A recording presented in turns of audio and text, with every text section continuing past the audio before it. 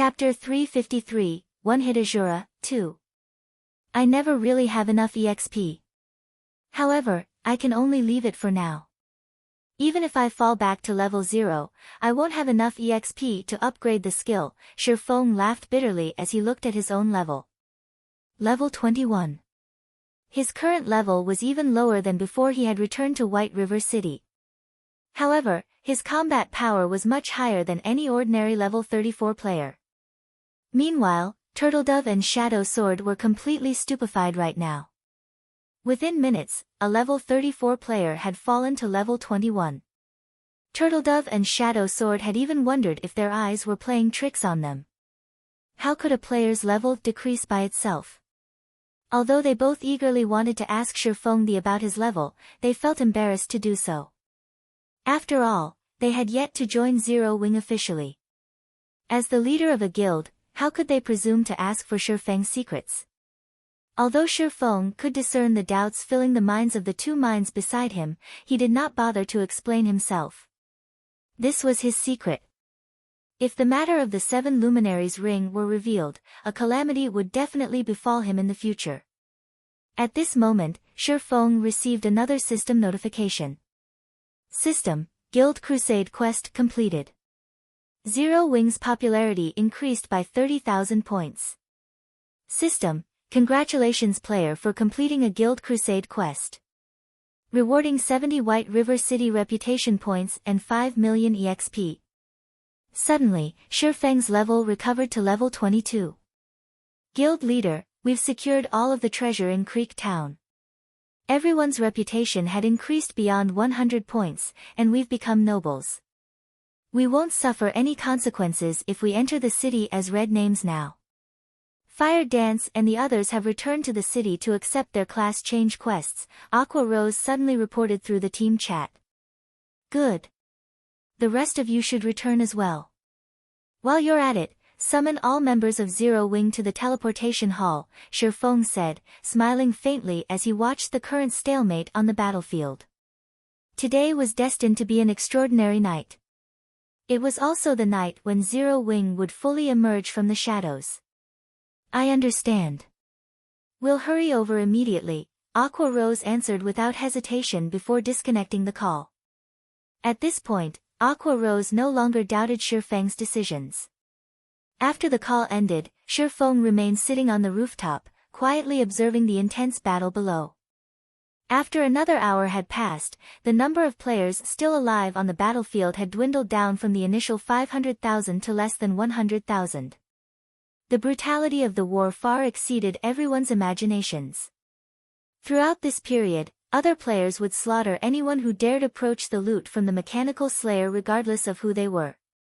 Even when a guild had sent hundreds of members charging forward, the result was the same.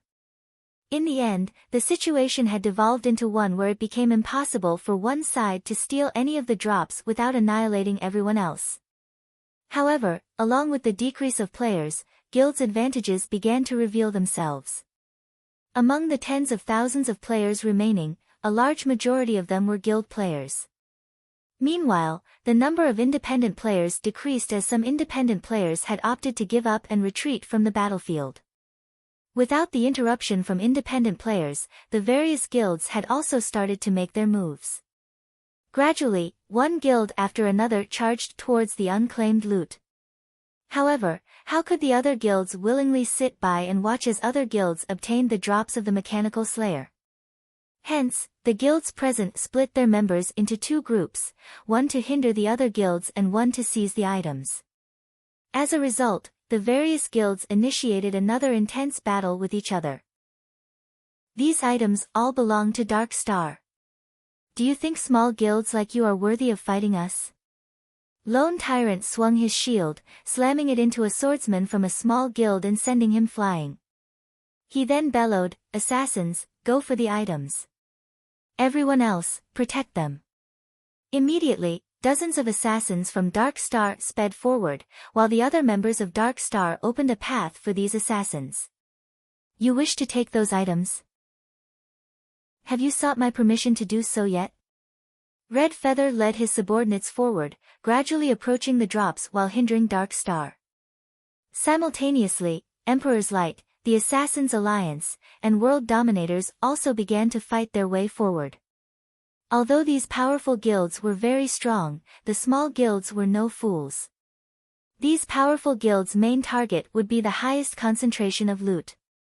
Hence, as unrated guilds, rather than competing over these locations, it would be far wiser for them to compete over locations with fewer items. That way, they would have fewer challengers.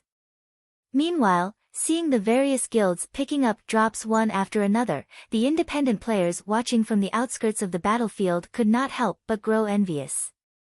At this moment, however, the guilds that had managed to secure some drops for themselves also displayed grim expressions.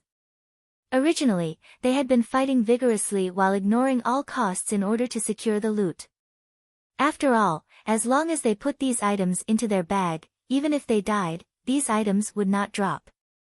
However, now that they had gotten their hands on these items, the result was completely different from what they expected.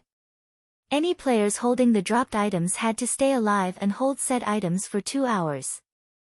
If killed during this time, the dropped items would automatically fall from the player's bag. What the hell is going on here? Lone Tyrant looked at the dropped item inside his bag, his brows wrinkled.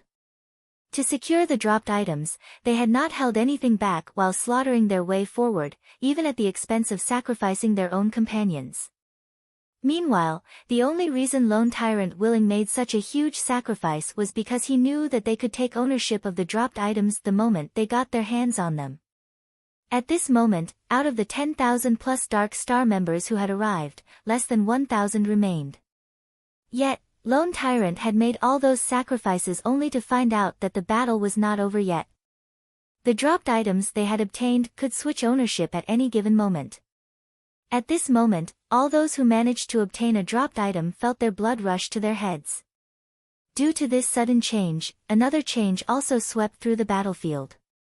The various guilds immediately started relocating their members who had managed to obtain a drop. Simultaneously, they had also sent more people to kill the members of other guilds who held items. Suddenly, the battlefield became even more fierce than before. At this point, the more members a guild possessed, the greater the advantage it had. Meanwhile, as the guild with the most members remaining at this moment, Dark Star was also the guild that had looted the most items. Very quickly, Dark Star looted another dozen or so items. In addition to the ones they had previously obtained, the number of dropped items now in Dark Star's possession totaled 24. At this moment, aside from Shifeng, Dark Star had the largest harvest. Just as the escort Lone Tyrant personally led was about to enter White River City's safe zone. Suddenly, a black figure appeared before Lone Tyrant. Black Flame, should I commend you for your bravery or stupidity? Despite managing to escape, rather than going into hiding with the items you obtained, you actually dare appear before me once again. Very well. Today, I will finish you off. As for the items in your possession, they will all belong to Dark Star. Lone Tyrant recognized Shifeng almost instantly. With a sneer, he waved his hand. Over 100 melee players surrounded Shifeng, while the mages at the rear line started chanting their spells. The healers also began to back off. This time, however, they stood sparsely apart from each other. Obviously, they had done so to avoid getting caught by Shifeng's large-scale AoE magic and that silencing field which prevented them from using any of their skills or tools. Black Flame, you must feel so helpless when you see this formation, no? You will definitely die this time. If you have to blame someone, blame yourself for showing up in front of me, Lone Tyrant boasted. Shifeng simply smiled at Dark Star's formation. If this had happened before he had upgraded the 7 Luminaries ring, this formation would have caused him a headache. Following which, as if struck by a meteorite, Lone Tyrant was sent flying backward. However, before his body made contact with a solid surface, he had become nothing more than ash in the wind. Chapter 354, Hunter and Prey. After killing Lone Tyrant, Shifeng turned to face the remaining Dark Star members behind him. At this point, Shifeng had thoroughly frightened these players. He only required 1 strike per person, 100 strikes to bring about annihilation. In the blink of an eye, hundreds of players had died, just like that. Moreover, even their guild leader, Lone Tyrant, could not withstand a single hit before the evil Rakshasa burned him to ash. The remaining Dark Star members felt a chill crawl down their spines when Shurfeng glanced at them. Their limbs felt like lead, incomparably heavy. At this moment, none of them had any courage to continue fighting. Meanwhile, many players watching from afar immediately uploaded the videos they had recorded to the official forums, creating a huge sensation. As a result, the name Black Flame became even more popular than before. Run! No one knew who had shouted this single word. However, all of the remaining Dark Star members expressed their unanimous agreement as they scattered and ran in all directions. With hundreds of players running away from him in all directions, even Shurfeng, as fast as he was, could not possibly kill all of them. Hence, Shurfeng decided to target the 9 assassins and rangers who were being protected by a group of their companions. These players bore the dropped items from the Mechanical Slayer. Shurfeng might be able to ignore killing everyone else, but he could not ignore these 9. Damn! Why is my luck so rotten? One of the escaping assassins paled with fright when he saw Shurfeng dart towards his group. Seeing as escape was no longer an option, the assassins spun around and prepared for a desperate battle. Face me if you can. However, by the time this assassin turned to face Shurfeng, the blazing abyssal blade had already penetrated his chest. The assassin's HP quickly bottomed out, and 3 items dropped from his lifeless body. Among them, 2 were items dropped by the Mechanical Slayer. Shurfeng immediately grabbed the loot from the Mechanical Slayer and tossed them into his bag. He then charged towards his next target. By the time everyone from Dark Star had run out of absolute time's effective radius, Shurfeng had killed 6 people in quick succession, obtaining a total of 15 dropped items. As for the remaining 3, they had escaped. Not a bad harvest, Shurfeng smiled satisfactorily as he looked at the new additions to his bag. Including these 15 items, he had obtained a total of 52 dropped items. That was practically half of the Mechanical Slayer's drops. Just as Shurfeng prepared to leave, he suddenly discovered the players from other guilds all barreling towards him. Meanwhile, every one of these players wore greedy expressions, and they all thought of Shurfeng as a fat sheep. If Shurfeng had only taken a handful of the loot, they would not have dared strike at Shurfeng even if someone put a gun to their heads. However, the number of dropped items Shurfeng obtained was simply too shocking. Hence, their greed had overtaken their fear. Although the strength Shurfeng displayed defied all reason, everyone had the courage to charge at Shurfeng because they knew that his explosive strength could only last for a short time. Moreover, large-scale silencing skills like the one Shurfeng used would definitely have a very long cooldown. Knowing that the situation had become unfavorable, Shurfeng immediately turned and ran. He had only recently used absolute time, so the skill was still on cooldown at that moment. Without the skill, he stood absolutely no chance against thousands of players. Boss Red Feather, Black Flame is trying to flee. It will be difficult to deal with him if we allow him to escape into White River City's safe zone. Should we use that item now? A Cursemancer asked. At this moment, Red Feather carefully considered the situation. Standing by his side, Flourishing Willow said, "Big Brother Red, are we really going to make a move against him?" Flourishing Willow's words surprised her teammates. Normally, Flourishing Willow was the most bloodthirsty out of any of them. How could her change of heart not surprise them? "Willow, I thought you said that you wanted to teach Black Flame a lesson. What's changed?" "Don't tell me you're afraid," an assassin on the same team joked. "Huh? Who's afraid? Are you itching for a beating? Why don't we have a private spar once we return?" Flourishing Willow glared at the assassin. "Ah, no. I was just joking. You're a great expert who ranks on the experts list, why would you bully me?" the assassin hurriedly said, concerned for his safety. Aside from their boss Red Feather, Flourishing Willow was the strongest powerhouse in their team, and nobody dared provoke her. Humph, Flourishing Willow proudly snorted. She then shifted her gaze to Red Feather, whose expression appeared melancholic, wondering what his decision would be. Previously, Shifeng had meant nothing to her. Even if Shifeng's past performances were outstanding, at most, he would only shine in White River City. However, things were different now. Now that she had personally witnessed Shifeng's skilled and rapid movements, Flourishing Willow was sure that his strength would carry him beyond the confines of just a city. It was especially true for that frighteningly accurate swordsmanship of his. In just a few seconds, Shifeng had brandished his sword over 100 times. He had even done so while moving at high speeds. It would have been reasonable if Shifeng had simply killed the players of Dark Star. However, Shifeng had actually managed to bury his sword in the heart of every player. Even Red Feather could not achieve such a feat.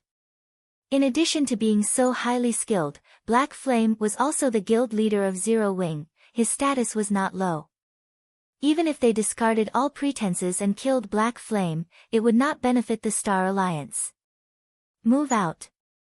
In the end, Red Feather still made his decision. They had an opportunity of obtaining a large number of fine gold and dark gold items, so what if they had to offend Zero Wing? Moreover, the Star Alliance was a first-rate guild. Even Ouroboros did not dare disrespect them, much less Zero Wing. Okay. The several assassins in the team replied excitedly, each of them promptly retrieving a purple gold crystal ball from their bag. Activating wind steps and stealth, these assassins swiftly dashed towards Shifeng. Shifeng's movement speed was extremely fast, and ordinary players had no chance of catching up to him. Even rangers, assassins, and swordsmen, who all boasted high movement speeds, could not catch up to Shifeng. Surprisingly, however, the distance between Shifeng and the players chasing him gradually shortened. Initially, there had been a span of 100 yards between them, now, there were only 30 yards. If the distance shortened by just another step, the shield warriors and berserkers could use charge to pin down Shifeng. However, no matter how hard the warriors tried, none of them could reduce this distance of 30 yards any further. It drove them all mad. That sure is a lot of people. Shifeng turned to look at the crowd chasing him, his lips curling upwards. At this moment, none of the players pursuing Shifeng had discovered that, instead of moving closer to White River City's safe zone, they were actually moving farther from it. Soon, Shifeng would reach the entrance of the teleportation hall. Crap! He's trying to escape through the teleportation array. The crowd started growing anxious. If they allowed Shifeng to teleport from White River City, it would be extremely difficult for them to catch him. Look, there seems to be a group of people coming out from the teleportation hall. Hey! Help us stop that person. That person has dark gold ranked treasures on him. Those treasures will fall off his body as long as we kill him. Seeing that the group walking out of the teleportation hall consisted of over 100 players, the crowd's hopes rekindled. They tried thinking of how they could convince that group of players to hinder Shifeng's escape. As long as those players could pin him down for a moment, they could surround him once more. When the players emerging from the teleportation hall heard these words, they immediately took action. Without hesitation, they blocked off the entrance of the teleportation hall. Seeing this, the crowd celebrated. Wait, why do those people look somewhat familiar? Aren't the two great beauties standing at the front Zero Wings Fire Dance and Aqua Rose? Why would they be here? As the distance between them and the teleportation hall shortened, the crowd could gradually see more details of those hundreds of players. Suddenly, they realized that something was wrong. The gaze Aqua Rose and the others shot them was the same gazes that they had used to look at Shifeng. It was neither a gaze of ridicule or laughter. Rather, it was the predatory gaze a hunter used while watching prey. Chapter 355, Biggest Winner. We've been had. This Black Flame is too cunning. He wasn't trying to run away at all. Instead, he was luring us over here. Everyone, be careful. What's there to be afraid of? They only have over 100 people. We have over 10,000 on our side. Do they think they can really turn the tide? Although the crowd had discovered that something was wrong, they couldn't care less. An arrow fitted on the bowstring couldn't avoid being fired. Shifeng had simply obtained too many dropped items. They might not get another opportunity to find such a fat sheep in the future. Right now, the total number of drops all of their guilds obtained was nowhere near what Shifeng carried. Hence, they would not hesitate, even if they had to start a war with these hundreds of players from Zero Wing. Ha ha ha. Excellent. We could only play the role of side characters back in Creek Town. Now, I can finally exercise my hands. Blackie said joyfully as he watched the incoming crowd. Blackie, don't kill too many.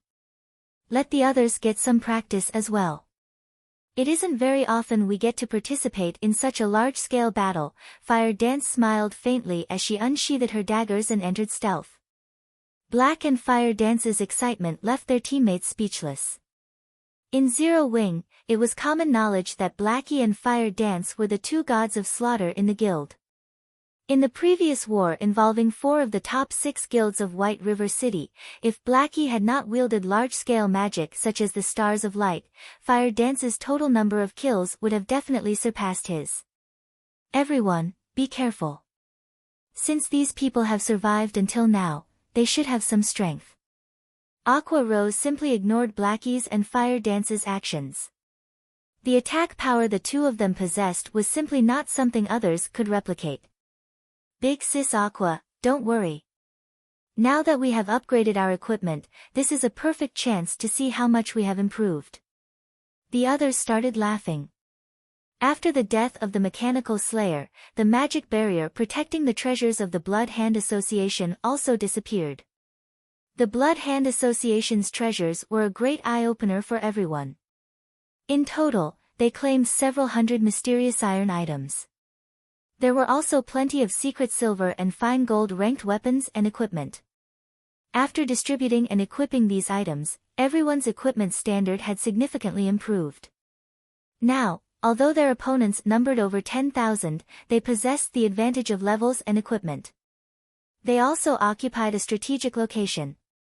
After all, the teleportation hall could only hold so many people at a single time. It was not possible for all of the incoming players to squeeze into the hall simultaneously. In other words, despite the overwhelming odds, they were not without a chance for victory. At this moment, Shifeng stopped right before the entrance of the teleportation hall.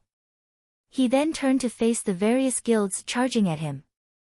On one side, there were over 10,000 players, while on the other, there were 100 or so players. The difference in numbers was over 100 times. However, the various guilds abruptly stopped when the distance between them and Shifeng shortened to 50 yards. Black Flame, don't think that you are invincible just because you now have backup. If you hand over the loot, we will consider sparing your life. Otherwise, today will be the day that your legend comes to an end. Hand over the drops, and we'll spare you your life. Otherwise, you and your team will be finished. The guild leaders of the various guilds glared at Shifeng with crazed eyes. They wanted nothing more than to murder Shifeng right now.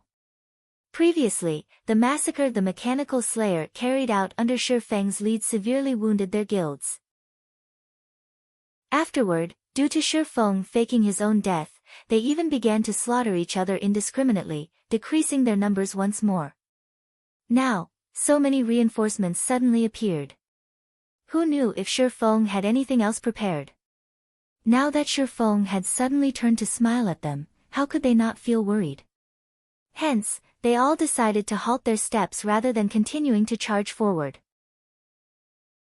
What if they recklessly rushed again, only to find themselves caught by another one of Shifeng's traps? Thus, nobody dared to be the first to charge over.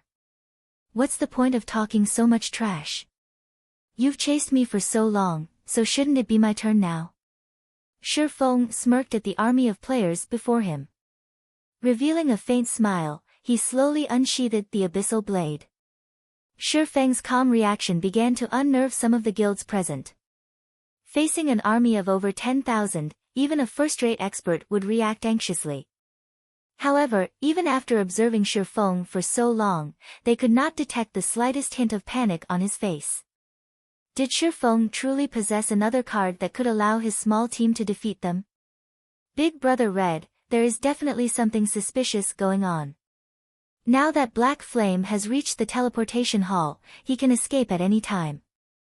Yet, instead of doing so, he actually plans to take a stand, Flourishing Willow said, her brows tightening. Red Feather nodded in agreement, feeling that something was indeed wrong with this situation. Before, Shifeng could have simply escaped into White River City's safe zone. At that time, with the protection of the city guards, it would not be so easy to steal the Mechanical Slayer's loot from him anymore. Yet, instead of doing so, Shifeng had gradually lured everyone to the teleportation hall. Why would Shifeng do such a thing? Crap! We've been tricked. Black Flame is trying to buy time. Red Feather suddenly panicked. Hurriedly, he opened the team member display to check whether or not his team members inside the White River City safe zone were safe. Big Brother read, what's going on? Flourishing Willow looked at Red Feather, confused. Black Flame is trying to lure the tiger away from the mountain. Zero Wing has over 5,000 members, yet, only 100 or so are here. Since he could call over these 100 or so members, why didn't he send for even more reinforcements? Red Feather explained. The only reason he did not send for more reinforcements was that he had sent the rest to hunt the transport teams who are safeguarding the loot. Moreover, by blocking the teleportation hall, he can choose to attack or retreat any time he wants. As soon as the other members of Zero Wing obtain the drops, they can leave immediately. Red Feather had not used the team chat when he spoke. Moreover, he had not kept his voice down, so the other guilds had heard his words very clearly. Suddenly, the guild leaders of the various guilds turned pale. Immediately, they started contacting the players that were transporting the dropped items. However, none of their calls connected. The results were the same when they tried contacting the other team members of the transport team. You've only realized it now? Unfortunately, it's too late, Shifeng laughed, shaking his head as he watched the various guilds' actions. Indeed, just as Red Feather had guessed, even before he had slaughtered the members of Dark Star, he had arranged for Zero Wing's army to keep an eye on the transport teams of the other guilds. When Shifeng started his battle with Dark Star, Zero Wing's army took action. As the various guilds had lusted after the items on Shifeng, they had not allocated many members to escort the transport team. Some guilds only allocated a few dozen members, while some had only allocated a dozen or so. Meanwhile, each of Zero Wing's groups consisted of at least more than 100. Some even possessed up to 400 members. There was no way they would fail. Moreover, in order to prevent these transport teams from reporting back to their respective guilds about the ambush, Shifeng had purchased a large number of information sealing scrolls from the magic shop. The information sealing scroll was extremely expensive, with each one costing 50 silver coins. This scroll could neither attack nor defend. It was also not a support item. In addition, the scroll could only target players. This scroll's only function was to prevent players from using the game's communication system for a certain amount of time. During this period, players could not receive or send any messages. The only form of communication they could use was ordinary speech. Hence, all this time, the information sealing scroll was an item that the player populace of God's domain had ignored.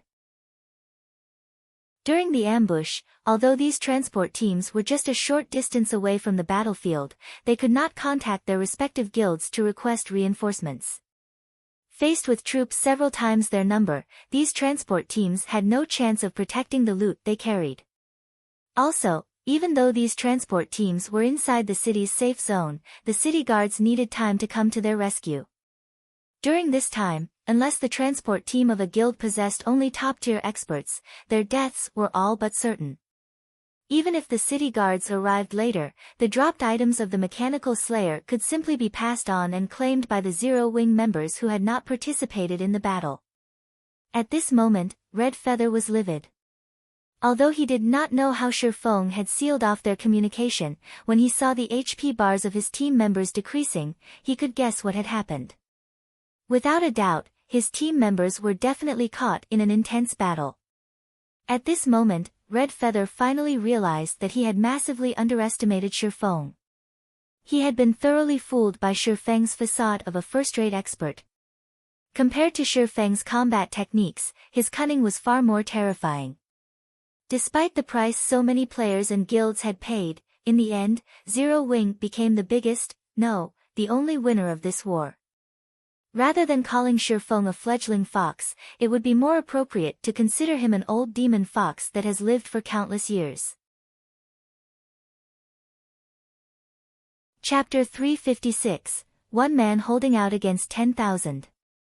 Big Brother Red, their HPs aren't declining that rapidly. They should have started fighting not that long ago. Also, they're only a short distance away from us. If we run back there right now, we might still be able to save them, Flourishing Willow said hurriedly. However, the moment Flourishing Willow finished speaking, one of the members on their transport team suddenly died. What? Flourishing Willow looked at one of the HP bars on the list of team members in disbelief.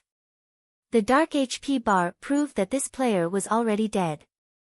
She was very clear on the strength of the team transporting the dropped items. They were all elites of the Star Alliance. Yet, just shortly after the battle started, one of these elites had already died. How could she not be shocked by this situation? It's too late. At this point, we can only kill Black Flame to make up for our losses. Red Feather shook his head. He then looked at Shifeng, rage burning in his eyes. In reality, Red Feather was not the only person present who was angry. The other guilds were similarly enraged. Shifeng had so easily taken away the dropped items they had paid such a large price to obtain. This also meant that, at this moment, Shifeng had obtained all the drops of the Mechanical Slayer. So, how could they not feel angry? They had far underestimated Shifeng's ambitions. From the moment the Mechanical Slayer attacked the city, Shifeng never had any intention of letting anyone obtain a share of the loot. Now, they finally realized how naive they had been. They had lost the battle from the very beginning. The battle between their transport teams and the members of Zero Wing had been going on for some time now. It would be too late even if they tried to rescue the transport teams. The only thing they could do now was to get rid of Shifeng. In any case, the number of drops Shifeng had on him was almost the same as the number of drops of the guilds combined. Kill him. Kill him right this instant. Black Flame, today will be your funeral. None of the guilds present could care less anymore. All of them started charging at Shifeng one after another, not caring whether or not Shifeng had set up any traps for them.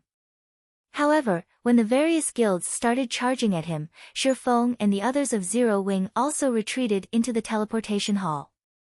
Facing death with a smile, the various guilds rushed into the building without a moment's hesitation.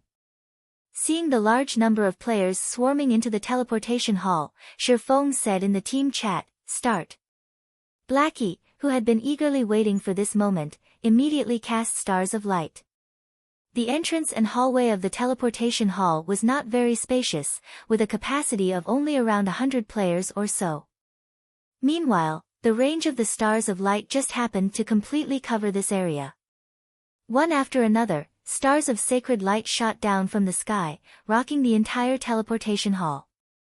Even with the preparations the guilds made, the might of the stars of light was simply too overwhelming. Despite the healers at the rear trying their best to save their companions, Blackie's stars of light destroyed even the MTs, who possessed the highest HP and defense, in just 2 to 3 rounds. After the duration of stars of light ended, many members of the various guilds had died. Shifeng estimated the death toll for Blackie's skill at over 500. At this moment, Blackie's name looked more black than red. If not for the guards of White River City temporarily halting their management over the vicinity of the teleportation hall, the guards would have killed Blackie dozens of times by now. Meanwhile, Blackie's skill had thoroughly shocked the various guilds. The scene before them brought home to the crowd once more the importance of large-scale destruction spells. Even before their frontline players had a chance to clash with the enemy, their side had already suffered so many deaths. This was just like the battlefields of ancient times when archers would already fire their bows before the two sides could even clash. In this case, however, since their side did not possess any archers, they would naturally suffer a one-sided beating. The only thing they could do in this situation was to endure and hope they survived. Brother Red Feather, why don't you lead the charge for us? If Zero Wing has indeed run out of large-scale destruction spells, we'll then follow you in your charge. Red Feather nearly spat out a mouthful of blood at these guild leaders when he heard their words. He had brought only a small number of members with him on this expedition to White River City. After going through the two great wars earlier, he had lost over half the members he had brought. Just moments ago, Zero Wing had also killed his transport team. In the end, the only thing he gained from this trip was losses. If he were to send his few remaining members at Zero Wing right now, wouldn't he just be seeking his own death? At this time, the various guild leaders present were also unwilling to let their own subordinates act as cannon fodder. Every death was a loss of money to them. As of this moment, they had yet to gain a single thing, so how would they be willing to continue throwing lives away? Previously, they had gotten caught in Shifeng's plots one after another. Now, Zero Wing's performance had even surpassed their expectations. After suffering successive blows, they were truly afraid now. What? Not gonna charge at us anymore? If you guys aren't coming, then we'll be leaving. Shifeng stood at the stairs of the teleportation hall, looking at the various guilds that did not dare to enter the building.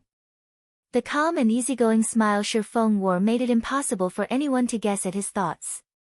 Looking at Shifeng's relaxed and indifferent attitude, as well as the low-grade provocation he used, the various guilds present became even more certain that Shifeng still possessed a hidden trump card. As long as they dared to charge at him, what awaited them would be an even greater loss. At this moment, the independent players observing from afar were completely stupefied by this scene. An army of tens of thousands. Shifeng actually intimidated such a force all by himself, such that they didn't dare to set even a single foot inside the teleportation hall. This scene was truly one man holding out against 10,000. Before today, nobody present would have believed such a nonsensical feat was actually possible. Now, however, they believed it. After all, Shifeng was the best proof.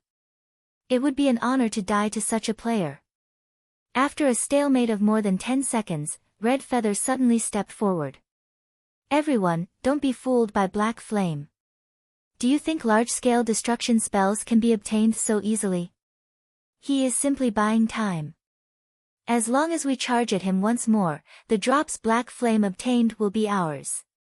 Red Feather did not believe that Shifeng still possessed a third large-scale destruction spell. Shifeng was definitely tricking them. Emphatically, Red Feather advised, if anyone doesn't believe me, then our Star Alliance will compensate you with 5 times the losses you will suffer. Chapter 357, 6-Star Extermination Magic Array. Red Feather's offer of compensating 5 times the losses had they suffered was very tempting, and many guild leaders present hesitated at the offer. Unlike the powerful guilds in White River City, as unrated guilds, they did not have much financial support as unrated guilds. Their sources for gold coins were also limited.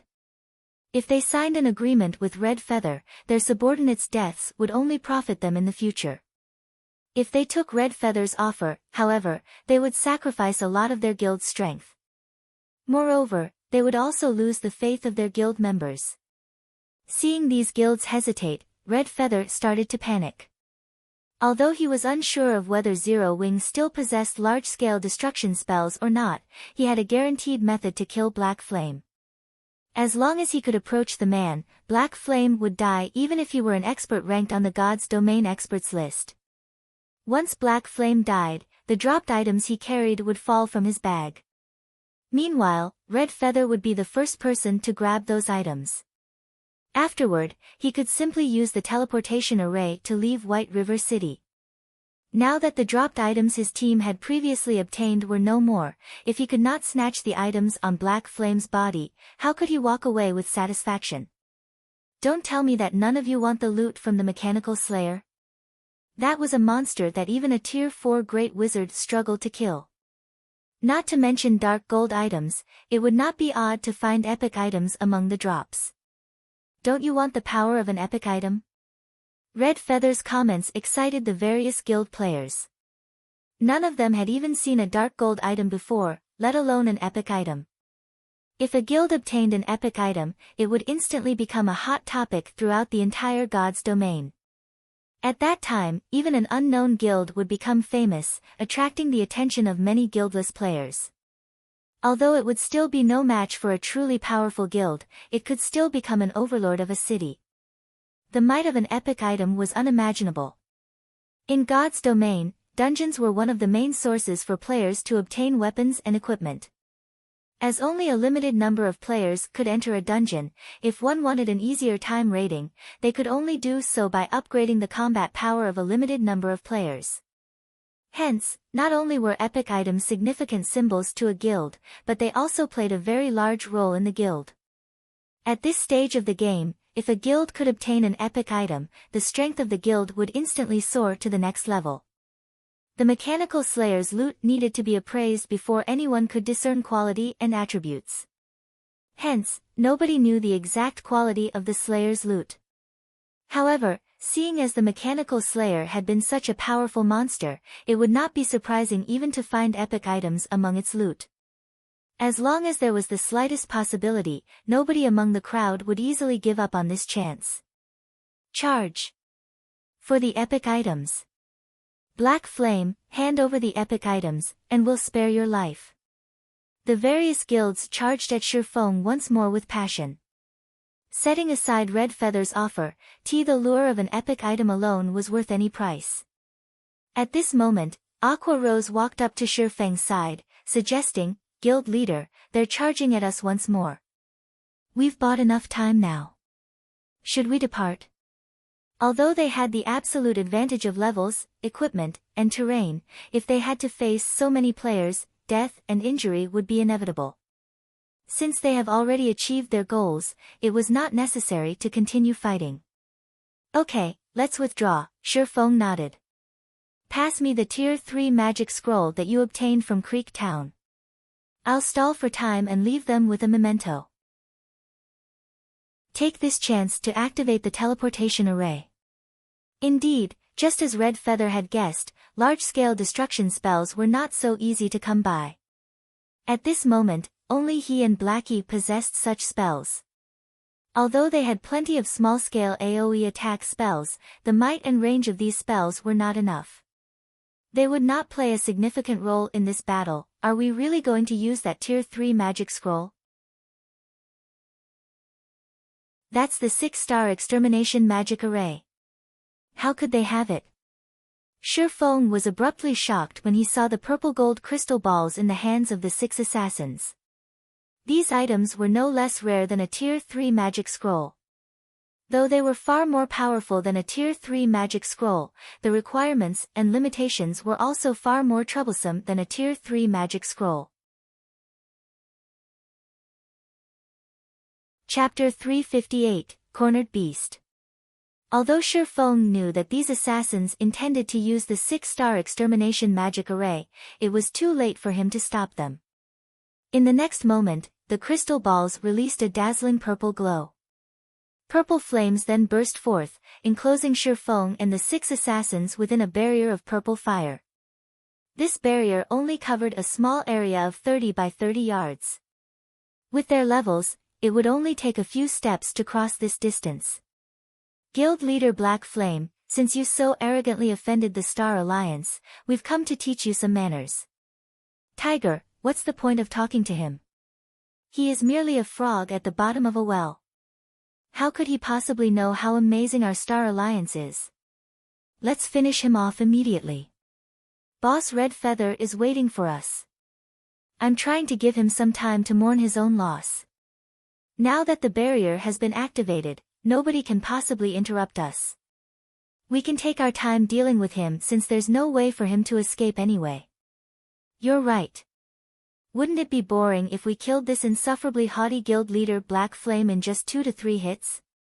Does guild leader Black Flame have any last words? Ha ha ha. The 6 assassins chatted merrily among themselves. They looked at Shi Feng as if he were an ant. It was as if everything was within their control, and victory was already within their grasp.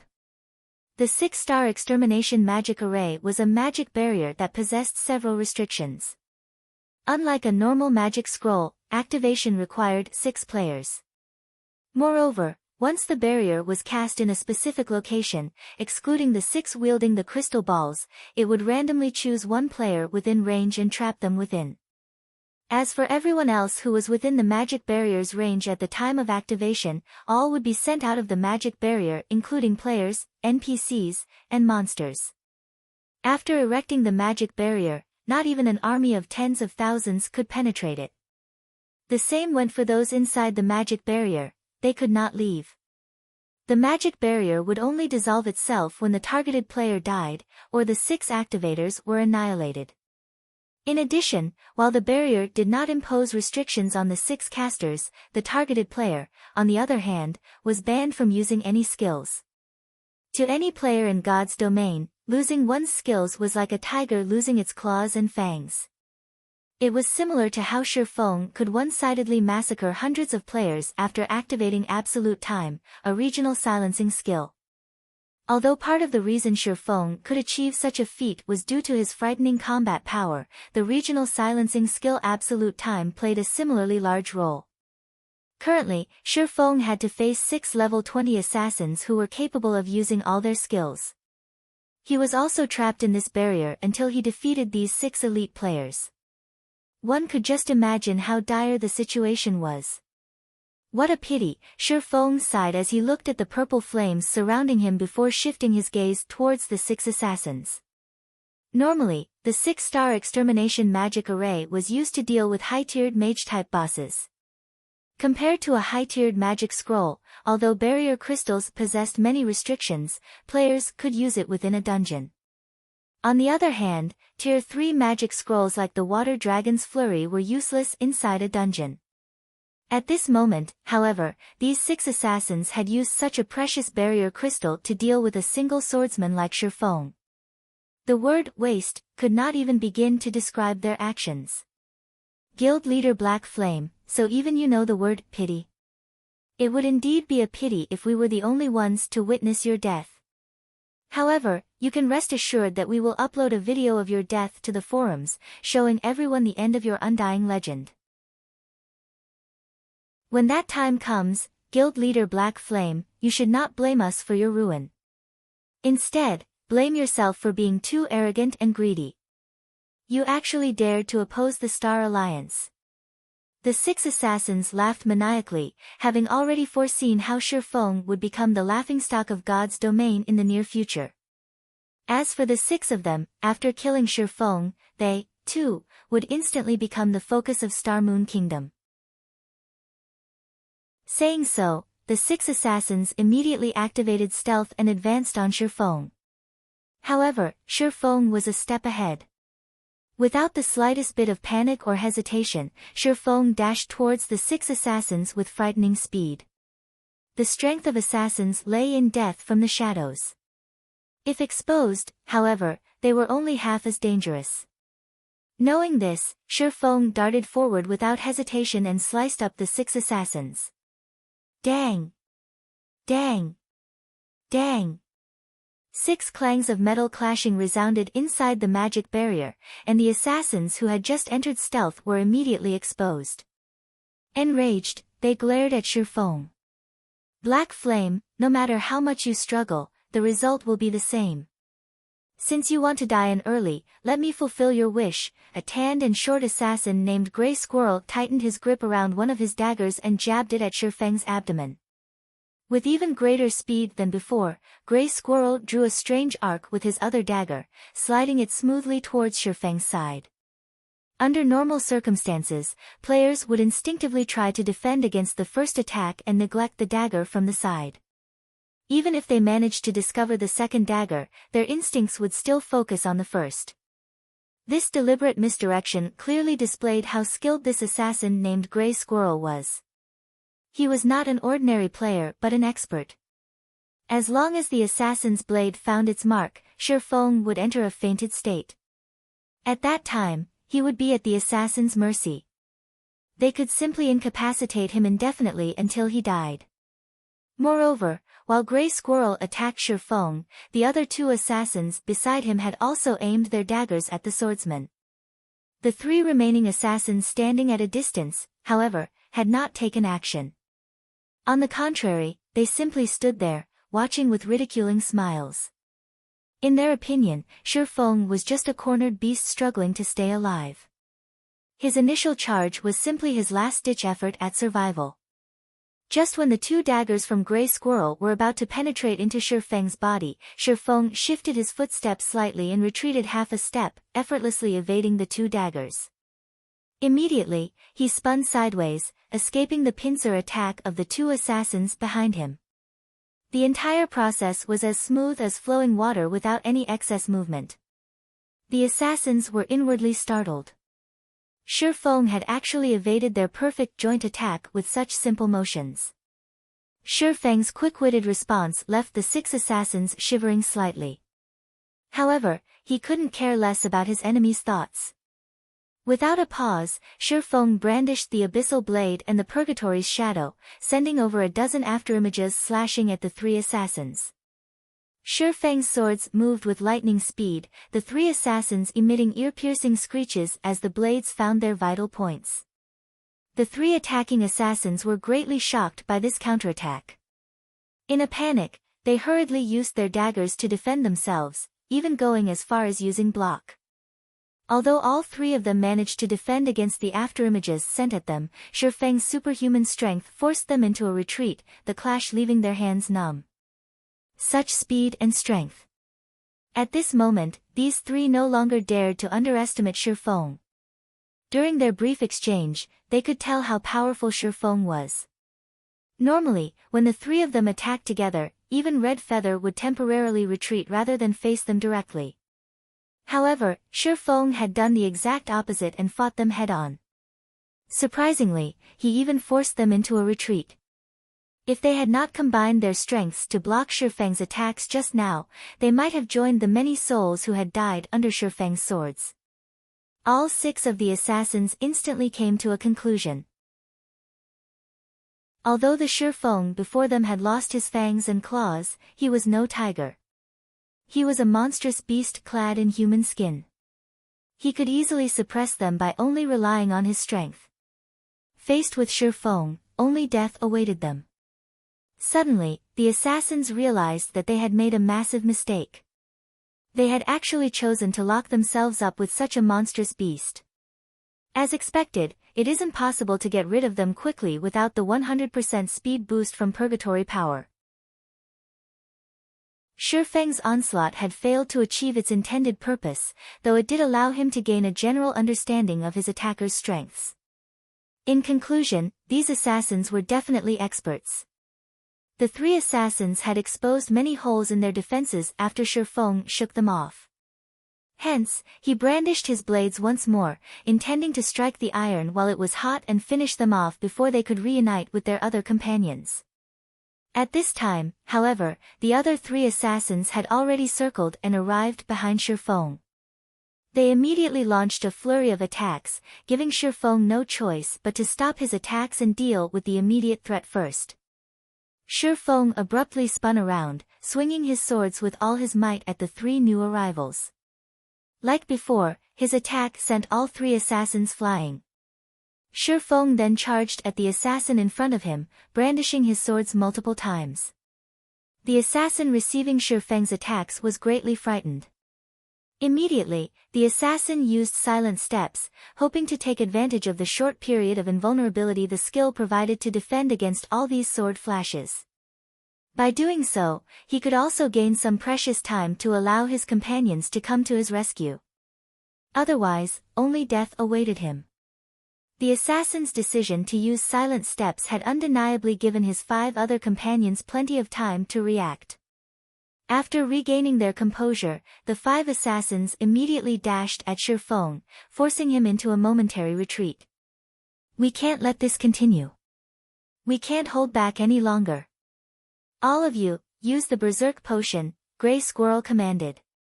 The other 5 looked at one another and nodded silently. At the same time, they all took out blood-red potions. This potion was none other than the extremely precious berserk potion. Originally, this potion was a last resort.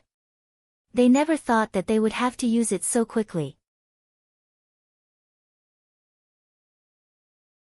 Chapter 359, Breaking Through the Limit. First, they used the 6-star extermination magic array. Now, there are even berserk potions. Red Feather really is wealthy. Shifeng immediately recognized the blood-red potions in the 6 assassins' hands. At this stage of the game, there were no players capable producing a berserk potion. Moreover, the recipe was not easily obtainable. The only way to obtain these potions was through killing the bosses of a team dungeon. However, the drop rate was very low. Statistically, it was only 0.2%. In other words, one could only obtain 2 bottles after killing 1,000 team dungeon bosses. Hence, without sufficient strength, it was impossible for a guild to obtain 6 berserk potions. When consumed, the berserk potion would stimulate a player's physical potential, increasing their strength and agility. The player's physique would also exceed its limits, allowing the player to carry out actions that they normally couldn't do. To put it simply, the berserk potion was a very overbearing potion. Black Flame, we admit that you are impressive. However, playtime is over. After the assassin named Gray Squirrel drank the berserk potion, his skin began to turn red. The blood vessels all over his body bulged, and his body started emitting waves of heat. His aura had also completely changed. The moment Gray Squirrel finished speaking, his body flickered, and the ground under his feet cracked. Leaving behind an afterimage, Gray Squirrel instantly appeared behind Shifeng. His bright snowy dagger transformed into a white flash that flew towards Shifeng's back, his speed reaching far beyond that of his previous attacks. Startled, Shifeng hurriedly spun and used the abyssal blade to meet Gray Squirrel's dagger. Pang! Sparks flew in all directions as metal clashed. The collision forced Shifeng back by half a step. Gray Squirrel, on the other hand, was forced to take a full step backward. In terms of strength, Shifeng was still obviously superior. However, this single exchange forced Shifeng to take things seriously. From this single exchange, Shifeng could feel that the assassin's attributes were not far below his own. Facing Gray Squirrel and his team, Shifeng's small advantage of attributes was almost non-existent without the use of his skills. Even in a one-on-one battle, it would be very difficult to achieve victory, let alone a 1-on-6 battle. Compared to Shifeng's astonishment, Gray Squirrel and the others were even more shocked by their brief confrontation. After drinking the berserk potion, they understood just how amazing the potion's effects were. Yet, even with the effects of the berserk potion, their attributes were still inferior to Shifeng's. Shifeng's strength completely surpassed their imaginations. This revelation was astonishing. Just how excellent is Black Flame's equipment? Gray Squirrel kept focused on Shifeng, his expression becoming serious. He then said to his 5 companions, "We'll attack him together." The other 5 nodded. If they only relied on Gray Squirrel to deal with Shifeng, the final victor of the battle would most likely be Shifeng. Seeing all 6 opponents approaching simultaneously, Shifeng dared not underestimate them. Shifeng took out a basic frost grenade from his bag, tossing it at the assassins. Although he could not use skills, there was no restriction on the items inside his bag. Compared to absolute time of the 7 luminaries ring, the 6-star extermination magic array was inferior. When the frost grenade exploded, the 6 assassins charging at Shifeng failed to react in time and froze on the spot. the 6 of them knew the dangers of being restrained. Hence, they all used Vanish to dispel the freezing effect. Originally, they had intended to continue their charge. However, the 6 of them suddenly saw Shifeng remove an extremely familiar item from his bag. Berserk Potion. How do you have one as well?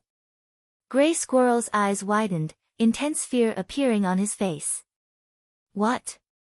Your Star Alliance can obtain this item, but our Zero Wing can't. Don't forget that I am also the leader of a guild. There should be a limit to how much you look down on us. Shifeng revealed a faint smile as he held the blood-red berserk potion before emptying the contents of the bottle. In the next moment, Shifeng's skill turned blood-red. His entire body shone with a faint blue shimmer as well. Following which, his body emitted a violent heat wave, and even the 6 assassins, who were over 7 yards away, felt it. The effects displayed after Shifeng drank the berserk potion were far stronger than theirs. Clearly, the increase Shifeng received was much greater than theirs. The berserk potion would display strength corresponding to the potential of the consumer's existing physique. Shifeng was superior to the 6 assassins in every aspect. Hence, after drinking the berserk potion, the resulting upgrade was far more impressive. Let's start the second round, shall we? Shifeng cracked his knuckles. He could feel his entire body brimming with strength. Despite the fact that he stood still, cracks already began to form beneath his feet. His strength now far surpassed the strength he possessed after activating Purgatory power. He then smiled at the 6 terrified assassins. The assassins stared at Shifeng as if he were the demon god, and they couldn't help but gulp. Taking a step forward, Shifeng suddenly disappeared. Before the 6 could react, Shifeng appeared before Gray Squirrel. The silvery gray abyssal blade descended. Gray Squirrel tried to raise his daggers to block the attack.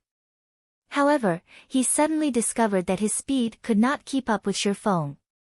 As he had already used his life-saving skill, Vanish, Gray Squirrel could only stare helplessly as the abyssal blade cleaved down into his body.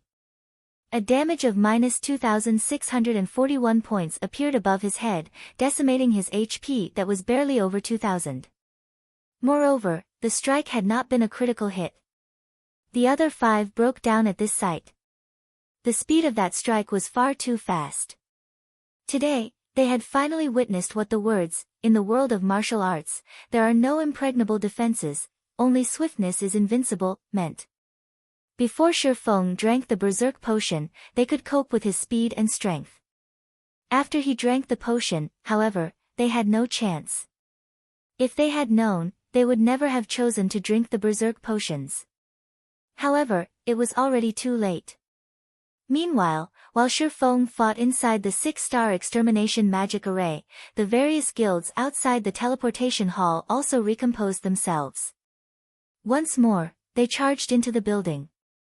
The moment they entered the building, however, they noticed a giant magic barrier of purple flame blocking the corridor, preventing them from advancing. The various guilds grew anxious, having no idea what was happening. Red Feather, on the other hand, had an indifferent look on his face when he saw this purple flame barrier. The appearance of this barrier meant that Gray Squirrel and his group had succeeded. Shifeng, who was trapped within the barrier, would definitely die. As soon as the barrier lifted, the drops Shifeng had looted, as well as the equipment he wore, would belong to the Star Alliance. A moment later, the purple flame barrier began to vanish, holding everyone's attention. Good. The next thing we need to do is to get Gray Squirrel and the others out of here. Red Feather felt ecstatic in his heart. Although they had wasted the 6-star extermination magic array, close to half of the Mechanical Slayer's loot belonged to them now. Compared to such a gain, the loss of a barrier crystal was insignificant. After the purple flames completely dissipated, a figure appeared before the crowd. Red Feather's ecstatic mood instantly fell into an abyss. Following which, his face turned pale as he glared hatefully at the lone figure that had appeared. Gnashing his teeth, Red Feather bellowed, "Black Flame." Red Feather could not believe that Shifeng had actually defeated 6 expert assassins.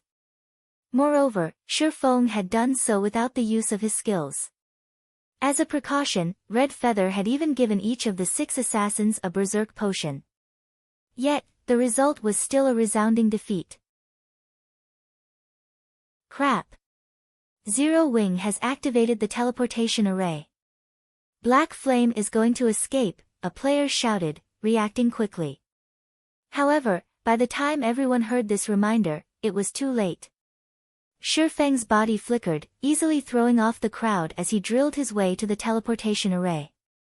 Aqua Rose promptly clicked, teleport. In the next moment, the members of Zero Wing disappeared from the teleportation hall, leaving behind a crowd of stupefied guild players, as well as Red Feather, whose heart bled in pain. Not only had Red Feather lost the 6-star extermination magic array and the berserk potions, but he was also required to compensate the losses of the various guilds present. Meanwhile, he had gained absolutely nothing. As for pursuing Shi Feng and the others from Zero Wing, that was impossible.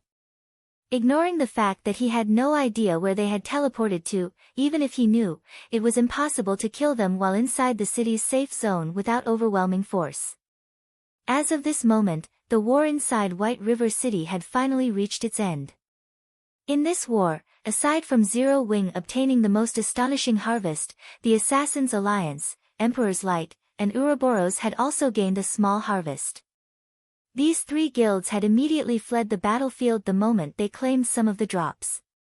They made no attempts to snatch the drops from Shi Feng like how the other guilds had.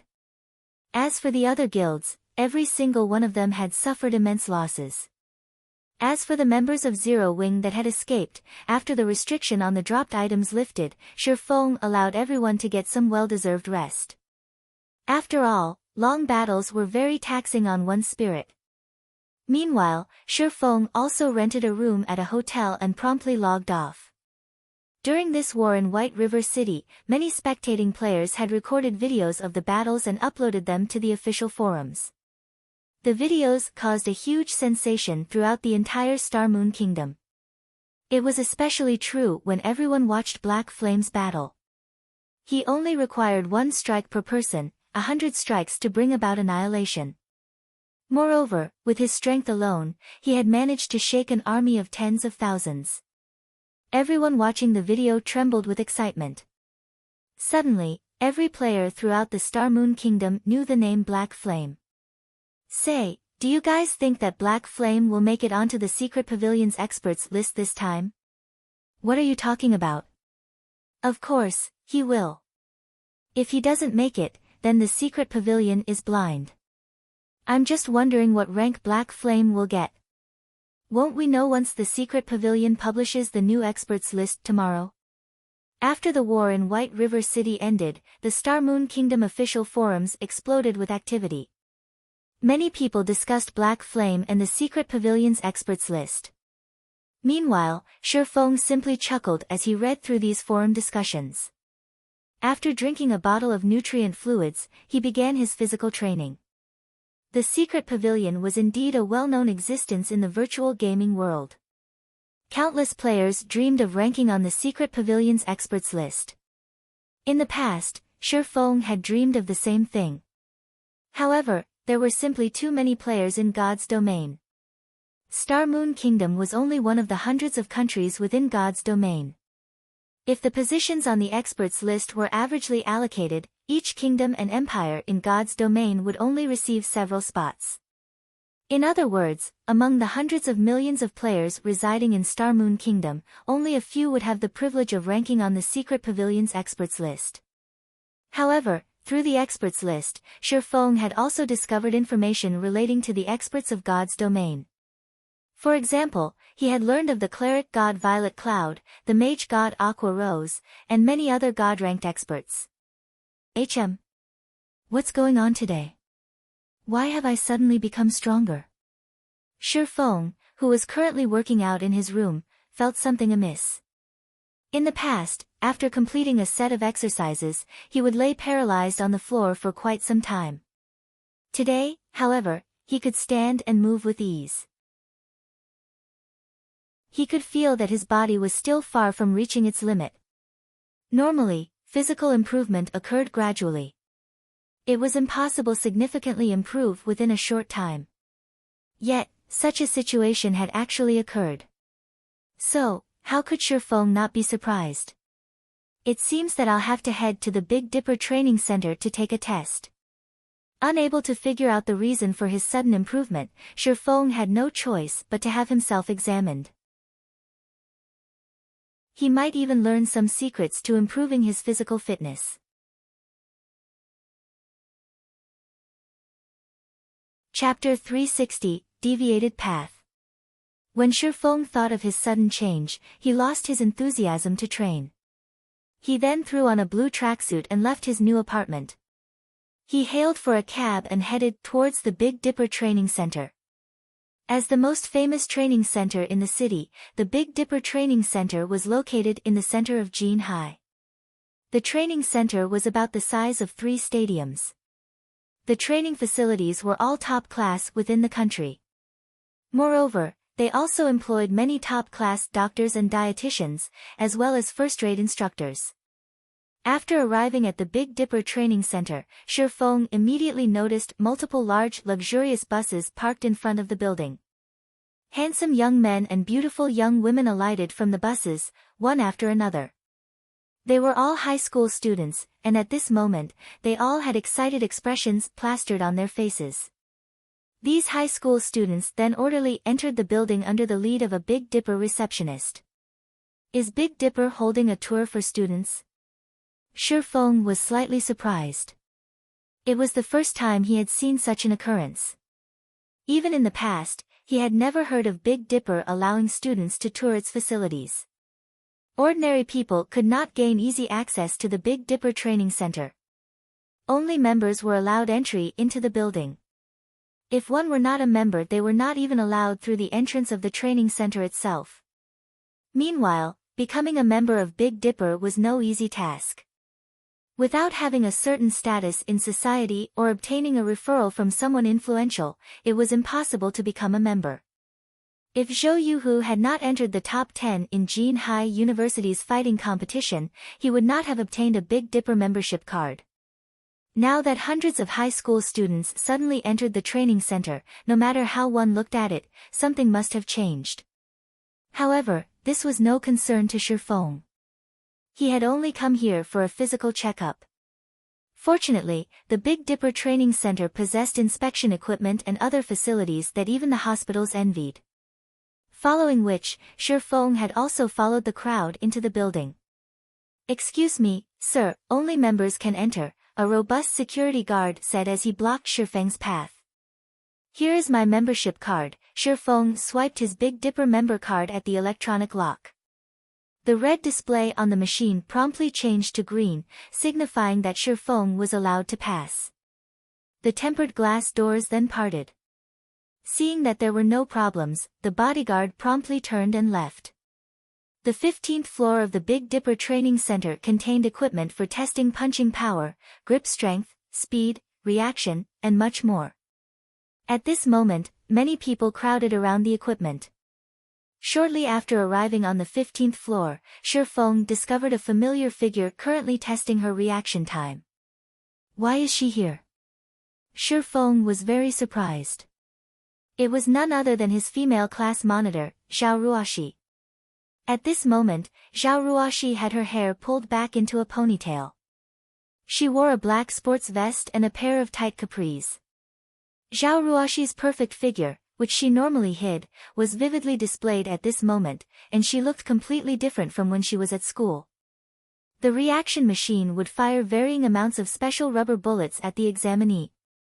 One could test their reaction time by dodging these special rubber bullets. Faced with the flying bullets, Zhao Ruoshi danced like an elegant butterfly and effortlessly dodged the rubber bullets, one after another. Many of the men present were mesmerized by her fluid movements, and they only wished they could approach and strike up a conversation with her. However, this wasn't unusual. Zhao Ruoshi was already an alluring beauty. In addition to her elegant and noble demeanor, ordinary girls were simply no match for her. When the test ended, and Zhao Ruoshi exited the reaction testing room, many were startled. The result displayed on the testing machine was actually intermediate perfection. Who is this beauty? She can't possibly be a professional fighter, right? Many people inside the hall started a discussion among themselves. At this moment, even the handsome men who had intended to talk to Zhao Ruoxi hesitated. As frequent customers of the Big Dipper Training Center, they had an acute understanding of that result's significance. The reaction test was categorized into 4 ranks: basic, intermediate, advanced, and special. Meanwhile, every rank had the subcategories of unqualified, qualified, excellent, and perfection. In the city, even professional fighters could only obtain intermediate qualified on the reaction test, while only well-known fighters could achieve intermediate perfection. Huh? Shifeng, why are you here? Zhao Ruoxi immediately discovered Shifeng a short distance away and walked over to him quickly. I just came here to test myself. What about you? Why are you here?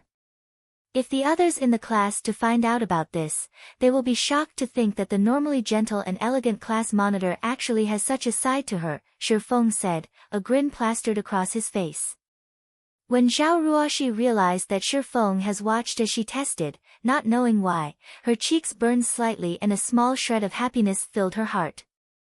Immediately after, she waved her little fist at Shifeng, softly saying, "You are not allowed to tell anybody about this. If you do, I'll get very angry, and you'll have to suffer dire consequences." Class monitor, since you have ordered it, I will naturally keep my lips sealed, Shifeng laughed, failing to detect the minor changes to Zhao Ruoxi's expression. He only felt that Zhao Ruoxi was far more approachable than he previously thought. That's more like it. At least you have some conscience left in you, Zhao Ruoxi nodded with satisfaction. The testing machines here are somewhat complicated to operate. Seeing as this is your first time coming to this place, as your reward for helping me keep my secret, I'll introduce to you how the machines work. Originally, Shifeng had intended to tell her that he already knew how to operate these machines. After all, he had frequently visited the Big Dipper Training Center after becoming the guild leader of Shadow in his previous life. However, to avoid suspicion, Shifeng had no choice but to nod in agreement. Following which, Zhao Ruoxi led Shifeng, touring the facility and introducing to him the various testing machines. Many of the men in the hall looked at each other in confusion, their hearts filled with envy and hatred for Shifeng. They could not understand why a frail and ordinary-looking person like Shifeng deserved such treatment from a great beauty like Zhao Ruoxi. At this moment, they wanted to pull Zhao Ruoxi over, telling her to ditch Shifeng and let them escort her instead. However, despite having sensed the jealous stares directed towards Shifeng, Zhao Ruoxi still gladly pulled him along, introducing to him the various testing apparatuses. Just as Zhao Ruoxi was about to teach Shifeng how he could operate these testing machines, a few Big Dipper staff members suddenly led a large group of high schoolers into the hall. This floor is Big Dipper's testing hall. All of you are the elites that Big Dipper has selected. In a moment, all of you will be tested here, and we will record your results to help determine what kind of privileges you will have in the future. So, all of you must give it your best when testing, one of the staff members leading these high schoolers explained slowly. The high schoolers started rubbing their fists and palms together in excitement when they heard the staff member's explanation. Many of them wished they could break Big Dipper's previous records. Big Dipper actually chose these high school students as elites? What is happening, exactly? Shifeng had overheard the staff members' words. Watching this situation, it would seem that the Big Dipper Training Center intended to cultivate their own group of elite fighters. However, Shifeng simply could not understand why. After all, Big Dipper was only a training center. Why would they suddenly wish to cultivate their own fighters? In the past, Shifeng had never heard of such a thing. In this life, however, it was happening before his eyes. Shifeng had a bad feeling about this. History was already gradually deviating from the path he recognized.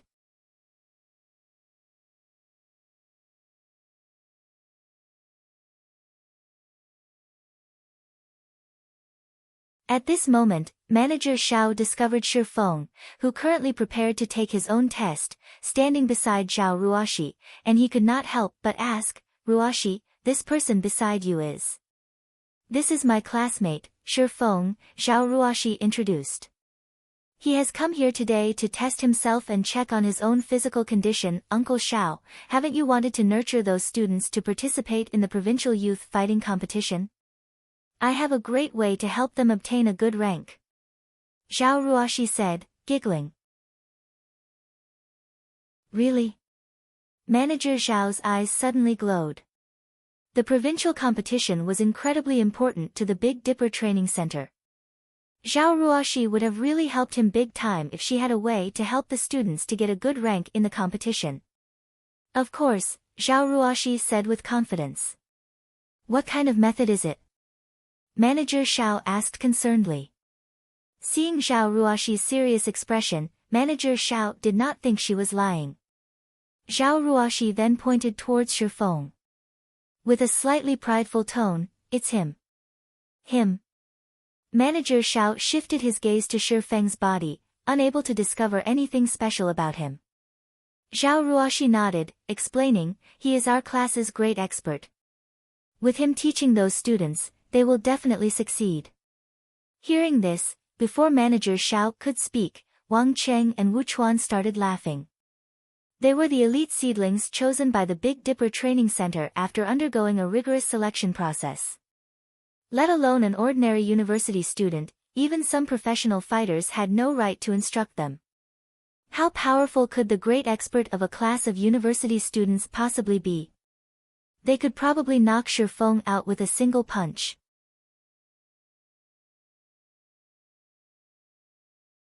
Chapter 362, Rank. Although Wang Cheng and Wu Chuan had not voiced their opinions, their expressions exposed the disdain they felt. If Manager Xiao had not been present, they might have even taught Shifeng a lesson, teaching him what it meant to be wet behind the ears. As to why the two would not dare take action in front of Manager Xiao, it was not because of Manager Xiao's position in the Big Dipper Training Center. Rather, they feared Manager Xiao's personal strength. Because Manager Zhao's strength frightened Wang Cheng and Wu Chuan, they would not make any casual remarks in front of him. Why else would geniuses like them remain silent at such a ridiculous statement? Manager Zhao's full name was Xiao Yan, and he was well known in Jinhai City. He had also been a professional fighter during his youth. However, after winning a championship, he retired as a professional fighter. He then joined the Big Dipper Training Center and developed himself there.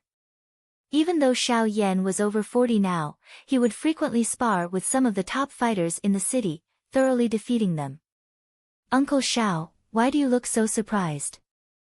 Zhao Ruoxi's lips curled up slightly when she saw Manager Yan's face. "Since you don't believe me, why don't we place a bet?" Zhao Ruoxi's mesmerizing smile left Manager Yan greatly confused. He could not figure out what the little girl before him was trying to accomplish. However, since Zhao Ruoxi wished to play, he certainly wouldn't mind humoring her for a while. When all was said and done, her father was a good brother of his, and he had pampered her like a little princess since she was a child. "It seems that you have a lot of confidence in your classmate, Shifeng, Ruoxi. In any case, since you've already made the offer, I'm guessing that you won't let your uncle say no. What do you wish to bet, then? However, I'll tell you this in advance. Your Uncle Xiao cannot get you the secret pavilion's information viewing rights." Manager Xiao laughed, having already prepared to lose. Hearing the words secret pavilion, both Wang Cheng and Wu Chuan behind Manager Xiao were shocked. What was the secret pavilion? Anyone who played virtual reality games definitely knew about the secret pavilion. The secret pavilion was the creator of the experts list that recorded all the excellent individuals throughout the world. The secret pavilion's information gathering was unmatched throughout virtual gaming world. It had also been titled as omniscient. In the virtual gaming world, it was an exalted existence. Other than the experts list, one could also search for various information relating to the virtual gaming world through the secret pavilion's official website. However, depending on the type of information, the price varied. If one had a strong relationship with the secret pavilion, they could obtain different levels of information viewing rights. To those who played virtual reality games, that kind of access was a dream. Even Shi Feng, who taken aback by Manager Zhao's words. He had not thought that the Big Dipper Training Center would have a relationship with the secret pavilion. I know. I never said I wanted to bet the viewing rights anyway. Although Zhao Ruoxi made that claim, inwardly, she was somewhat disappointed. She then smiled and said, let's bet 3 bottles of S-rank nutrient fluids. I know that you have recently received some. Manager Xiao laughed bitterly when he heard her offer. Little girl, you are always thinking about taking what little family fortune I have left. I've only managed to obtain these few bottles of S-rank nutrient fluids after much difficulty, and I had planned to reward them to the most excellent students. When Wang Cheng and Wu Chuan heard these words, their hearts began to pound with excitement. They had even thought that they had heard wrong for a second there. Even C-rank nutrient fluids were considered a luxury, let alone S-rank nutrient fluids. S-rank nutrient fluids could not be purchased even if one had the money for it. When consumed, S-rank nutrient fluids provided notable physical recovery and enhancements. It even played a role in delaying the body's aging process and was known as the water of life. Moreover, even if one found the opportunity to purchase these S-rank nutrient fluids, each bottle cost 1 million credits. Ordinary people could not afford it even if they bankrupted themselves. Only a wealthy organization like Big Dipper could willingly award such an item. If Wang Cheng and Wu Chuan could each obtain a bottle of S-rank nutrient fluids before the provincial youth fighting competition, they would have more confidence in succeeding in the competition. Uncle Xiao, you aren't going back on your word, right? If so, I'm going to tell Big Sis Bing Yu that you're bullying me, Zhao Ruoxi giggled. Ha! You're the one who bullies your Uncle Xiao. Since I've already agreed to your bet, I won't go back on my word. Say it, then. What are the terms? Manager Xiao agreed without hesitation upon hearing the name, Bing Yu, his actions stupefying both Wang Cheng and Wu Chuan. After giving it some thought, Zhao Ruoxi shifted her gaze towards Wang Cheng and Wu Chuan. She then smiled faintly as she pointed towards the two, saying, the two of them, then. What do you want the two of them to do? Don't tell me you want them to fight your classmate. Ruoxi, you should consider this carefully. Although Wang Cheng and Wu Chuan are not professional fighters, an ordinary university student is no match for them, Manager Xiao kindly explained. Wang Cheng and Wu Chuan both proudly raised their heads upon hearing Manager Zhao's words, expressing their agreement. After all, they were the most excellent candidates selected by Big Dipper. Of course not. It would be too unfair to them if we let them fight Shi Feng, Zhao Ruoxi said righteously. For a second there, even Manager Xiao almost believed her. So, let's compete using the punching power test and reaction test results. That way, they can't complain when they lose.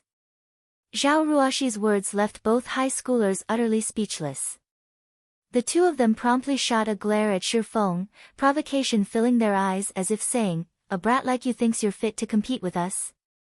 You'll pay for this. Ha! Little girl, what goes through your mind all day long? You better not blame me when you lose, Manager Xiao sighed. He then looked at Wang Cheng and Wu Chuan, asking, what do you think? If you two lose, your S-rank nutrient fluid rewards will be gone. If you win, I will double the rewards. We don't have any problems. However, we wish to retake the test and use the new results. Will that be fine?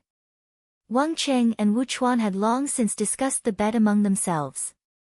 Hence, they quickly put forward their request. This surprised many of the silently spectating crowd. They could not understand why the two students would request for a retest. After all, their previous test results were the best out of 3 tries. If they retook the test, they might not get better numbers. Only Manager Xiao understood the two students' intentions. Nodding his head, he said with a smile, okay.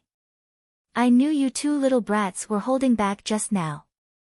The realization struck the spectators upon hearing Manager Zhao's words. They managed to get such high test results even while holding back. Are those two really high school students? Those two are simply too frightening. Many among the crowd expressed their shocks at this revelation. However, Shi Feng was not the slightest bit surprised at this news. Only, he was very surprised by Zhao Ruoxi's actions. He could not figure out just what she was trying to do. I've earned you the chance to obtain 3 bottles of S-rank nutrient fluids. The rest is up to you now. Also, I prohibit you from losing.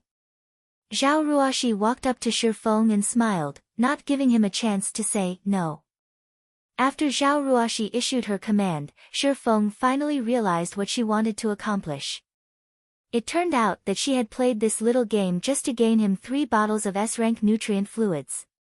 Before Shi Feng could utter a word of gratitude, Zhao Ruoxi, with slightly red cheeks, cut him off, saying, "Don't think too much about it." Although he had many things he wished to say, after racking his mind on what he should say, a simple sentence left his lips: "I'll be there."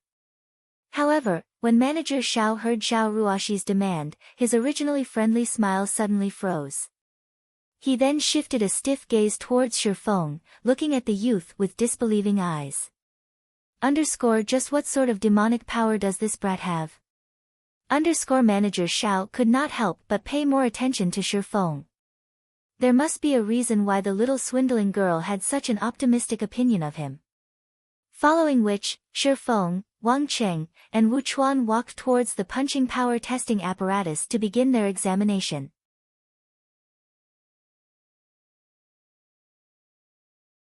Chapter 363, Breaking the Record. Is this really happening? They're going to compete with each other? Both Wang Cheng and Wu Chuan are the most excellent among these students. Their results were so impressive despite their age. Calling them geniuses wouldn't be an exaggeration. That guy called Shi Feng is only going to humiliate himself. You don't know. Shi Feng didn't request this competition himself. Instead, it is the great beauty standing beside him who claimed that Shi Feng could defeat Wang Cheng and Wu Chuan in a fight easily. For fairness' sake, they chose to compete using the test results. That beauty is blinded by love. Does she really believe whatever that Shi Feng says? What do you even know about it? This is called having skill. However, that Shi Feng is going to suffer for his bragging. Soon, the tests will reveal his true colors. The testing hall had originally been very lively. Now, because of the competition between Shi Feng and the 2 students, everyone immediately crowded around the trio. The spectators present had already witnessed Wang Cheng's and Wu Chuan's strengths, though none of them had ever seen Shi Feng before. However, nobody among the crowd felt optimistic about Shi Feng's chances. Shi Feng possessed neither a strong and sturdy frame, nor a giant muscular body. Shi Feng's appearance was simply too ordinary. Shi Feng was overestimating himself by challenging Wang Cheng and Wu Chuan's punching force and reaction time. Let's start with the punching test first. Each one of you will have 3 tries. Wu Chuan, you'll go first, Manager Zhao said from beside the testing apparatus. Although Wu Chuan's test results before had not been as eye-catching as Wang Cheng's, his strength was still over 320 kilograms. He was already at the standard of a professional fighter. Wu Chuan nodded before stepping up to the testing apparatus. Holding up and clenching his fists, his arms abruptly burst with strength as he sent 3 accurate strikes towards the leather target. Pang! Pang! Pang! 3 deep, muffled noises resounded simultaneously. Wu Chuan was satisfied with his punches. He then turned and walked away from the testing apparatus, smirking arrogantly at Shi Feng. The numbers displayed on the testing apparatus continuously changed before finally displaying 3 scores. 341 kilograms, 346 kilograms, 342 kilograms. The crowd suddenly went into an uproar when these 3 scores appeared. Wu Chuan's results were close to Wang Cheng's previous results. Regarding pure strength, Wuchuan definitely ranked second within the elites Big Dipper had recruited. Manager Xiao was elated when he saw these numbers. His heart was already set on placing more emphasis on Wuchuan's training in the future. After all, Wuchuan was far more superior than Wang Cheng in reaction time and speed. Overall, Wuchuan was more powerful than Wang Cheng. Next, Wang Cheng. Manager Xiao shouted. Wang Cheng walked up to the testing apparatus and took up his stance. Immediately, his muscles bulged, and the blood vessels across his arms also appeared. Wang Cheng sent 3 quick punches towards the leather target. Pang! Pang! Pang! The punching power testing apparatus suddenly released 3 crisp sounds, and even the machine itself trembled slightly. Meanwhile, the score the machine displayed broke through the 300 kilograms threshold and continued to rise. Within a moment, it shot the 360 kilograms threshold. Wang Cheng had surpassed even his previous highest record. Finally, the punching power testing apparatus displayed the final results. 385 kilograms, 391 kilograms, 388 kilograms. 3 scores. And each one surpassed Wang Cheng's previous record. Impressive. I didn't realize how much you had held back. Manager Xiao laughed upon seeing the scores. His fondness of Wang Cheng grew the more he looked at the young man. The standard of a top fighter in Jinhai City was 400 kilograms. Meanwhile, Wang Cheng was only a thread away from reaching that standard. Based on the youth's potential, after Big Dipper nurtured him, he should have no problems entering the top 10 in the provincial youth fighting competition. Zhao Ruoxi's confidence wavered when she saw the results. Wang Cheng's punching force had surpassed even Zhang Luowei's. At the same time, the testing apparatus complained loudly, the machine's display revealing a frightening score of 576 kilograms. Shi Feng's punch had broken the punching power test record of the Big Dipper Training Center. What the? Wang Cheng's eyes nearly popped out of their sockets after seeing this score. What the hell? Wu Chuan was greatly shocked as well. Shi Feng's final result stupefied every witness in the testing hall, every one of them falling silent.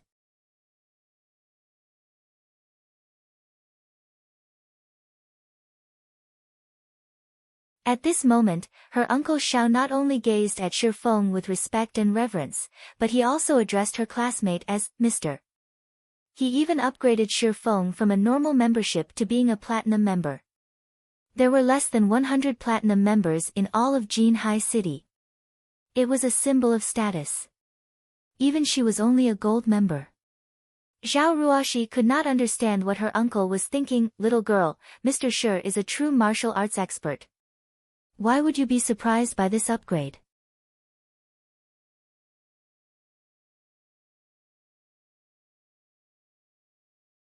Chapter 365, Ranked. Shi Feng's conditions were quite harsh. Manager Zhao's brows pinched upon hearing them. His expression turned somewhat grim, and he was at a loss on what to do. If Shi Feng had only wanted some of Big Dipper's shares, Manager Xiao could easily approve by himself. The chairman of Big Dipper would also happily agree with Manager Zhao's decision. However, it was a different story if Shi Feng wanted to become a member of the board of directors. Manager Xiao did not have the authority to make that decision. The board of directors controlled every aspect of Big Dipper. In other words, the board of directors held absolute authority. Why would they allow an outsider to have access to such power? Moreover, Shi Feng had also demanded permission to establish a training area that would be solely under his supervision. This request was equivalent to cutting off a portion of Big Dipper and giving it to Shi Feng. It was more incredulous than his first request. If Shi Feng were a famous martial arts master, the directors might even agree to his requests. However, no one knew of Shi Feng. There was practically no chance that the company would accede to his demands. Sitting by the side, Zhao Ruoxi was similarly stunned by Shi Feng's conditions, and she began to look at Shi Feng in a different light. Is this really our classmate Shifeng? This question resounded in Zhao Ruoxi's heart. Shifeng's exorbitant demand surpassed even her greed. Head instructor was only a title. In reality, it was a very relaxing position, and normally, Shifeng would not have much to do. However, the head instructor of Big Dipper's status was extremely high, and countless people coveted the position. Even the famous fighters of Jinhai City yearned for this position. Unfortunately, Big Dipper had never found anyone worth consideration. On the other hand, despite being offered such a coveted position, Shifeng still demanded such a high price. Zhao Ruoxi could not understand what Shifeng was thinking. In Zhao Ruoxi's opinion, Shifeng's actions were somewhat excessive. However, Zhao Ruoxi felt they were justified. Shifeng was not an unreasonable person. Indeed, just as Zhao Ruoxi had guessed, Shifeng was completely reasonable with his demands. His price was actually quite low. If not for his consideration of Zhao Ruoxi, his demands would have been more exorbitant than a position on the board of directors and a training area under his supervision. Although Zero Wing's strength was limited to White River City at the moment, after the looting war in White River City, Zero Wing had become famous throughout the entire Star Moon Kingdom. Moreover, Zero Wing had long since established a strong and sturdy foundation. It already qualified to fight for the position of Overlord of Star Moon Kingdom. It was possible that only the higher-ups of first-rate guilds knew what this signified. There were hundreds of millions of players. Moreover, this number increased with each passing day. Only a few million people lived in Jinhai City. At most, it was as large as White River City. As for the authority Zero Wing commanded in White River City and the Big Dipper's authority in Jinhai City, it would not be an exaggeration to describe the difference between them as the difference between heaven and earth. Moreover, as God's domain grew increasingly popular, the number of people Zero Wing could influence would also grow. That influence could massively impact whichever training center it partnered with. What about the training center itself? To put it bluntly, it was simply a place for people to improve physically. What sort of influence could it possibly have? A casual remark made by a first-rate guild could allow a training center to rise to prominence at any given minute. Hence, rather than sharing the profits with others, wouldn't it be better just to establish their own training centers? What is your opinion on this, Manager Xiao? Shifeng looked at Manager Xiao and asked. Mr. Shi, your conditions are a little harsh. How about 5% of Big Dipper's shares? Manager Xiao could tell that Shifeng was not some random knowledgeable person, and Shifeng most definitely knew the value of an internal force expert. Hence, after giving it some thought, he offered the highest possible benefit that he could authorize by himself. Although 5% of the shares of a successful company like Big Dipper is generous, my conditions are firm. It would truly be a pity if you cannot agree to them. Shifeng shook his head. This. Mr. Shi, I do not have the authority to agree to the demands you've stated. Can you give me some time? I'll report this to my superiors. After they have reached a decision, I'll give Mr. Shi an answer. How about it? Shifeng's unwavering attitude frightened even Manager Xiao. Originally, he had thought that a young man like Shifeng would jump with joy when offered the position of head instructor and 5% of Big Dipper's shares. However, he had never expected anything like Shifeng. Manager Xiao refused to believe that Shifeng was only a university student. 5% of Big Dipper's shares was a lot of money, enough to grant one a lifetime of luxury. However, Shifeng had insisted on his original demands. If Shifeng were not insane, then he was absolutely confident. Certainly. I'm not in a hurry for this matter. I'll wait for your reply, Shifeng smiled. He had not expected to deal with Zero Wing's training issues in a short amount of time. He still had many things he needed to do in God's domain. Zero Wing's workshop had also just opened, and he needed time to allow all these changes to settle in. He had simply come here today to test his physical limits. However, Shifeng also had Zhao Ruoxi to thank. If not for her, establishing a dialogue with Big Dipper's upper management would have been a struggle and taken some time. His current progress had already surpassed his expectations. Following which, Manager Xiao had consulted with Shi Feng on some matters relating to martial arts. Although Zhao Ruoxi was indifferent to such topics, when she saw how her uncle Xiao looked up to Shi Feng, she could not help but find the scene funny. If she related this matter to her father would definitely be shocked. After roughly 3 hours of lengthy conversation, Manager Zhao's admiration towards Shi Feng had grown by leaps and bounds. If not for the lack of time, Manager Xiao would have continued the conversation for 3 days and 3 nights. After Shi Feng left the Big Dipper training center, Zhao Ruoxi drove him back to his rented apartment. Meanwhile, Manager Xiao immediately contacted Big Dipper's chairman, his elder brother, Xiao Yu. Manager Xiao was prepared to discuss Shi Feng's demands in detail. As the sun set, a bright red luxury sports car stopped in front of Shi Feng's apartment complex.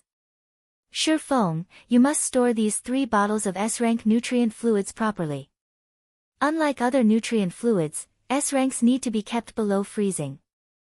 Otherwise, their effects will gradually weaken, and after 2 or 3 days, they will lose their effects completely. Also, you can only consume them once every 5 days. It would be detrimental to your body if you drink them more often. You must keep this in mind, alright? Zhao Ruoxi said, carefully handing over the metal briefcase containing the S-rank nutrient fluids. She reminded Shi Feng repeatedly, worried that he would carelessly waste the S-rank nutrient fluids as he had never consumed them before. Although 1 million credits was only a small matter to her, S-rank nutrient fluids were impossible to obtain even if one had the money. Shi Feng could not easily get more. Big Dipper was only lucky enough to procure a few bottles after much difficulty because of some of its connections. I understand, Shi Feng said, a bitter smile on his face. In reality, this was not his first time consuming an S-rank nutrient fluid. However, Zhao Ruoxi did not know about that. I'll take off, then. Don't forget about my birthday party next month. I know where you live now, so if you're not there, I won't let you off lightly. Zhao Ruoxi brandished her little fist through the car's window. She then sped away in her hovering red sports car. At this moment, Shi Feng finally reacted. It turned out that Zhao Ruoxi had actually sent him home with such intentions. Although he was almost never on time, he shouldn't be that unreliable of a person, right?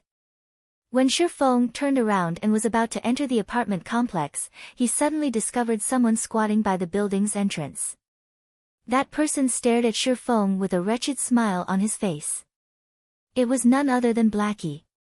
Brother Feng, you're simply too amazing. I don't see you for a few days, and already, you've managed to hook up with class monitor Zhao. You need to teach me some of your skills. If you don't, I'll tell Sister Fire Dance. Blackie said, giving Shi Feng a meaningful smile. Scram. Don't think that I don't know how frequently you hook up with some of the beauties in the guild. Shi Feng rolled his eyes at Blackie. Although Blackie had attempted to behave himself ever since he joined Zero Wing Workshop, a man's nature would not change easily. Currently, he was already growing closer with one of the female mages in the guild. Speak. Why are you here? Okay. I admit. I have important news that I needed to relay to you personally. After you hear it, don't get too excited, Blackie said excitedly. Clearing his throat, he happily announced, 1 hour ago, the secret pavilion published its latest experts list. Meanwhile, Brother Feng, your ID has been included. Right now, the entire Star Moon Kingdom is going crazy.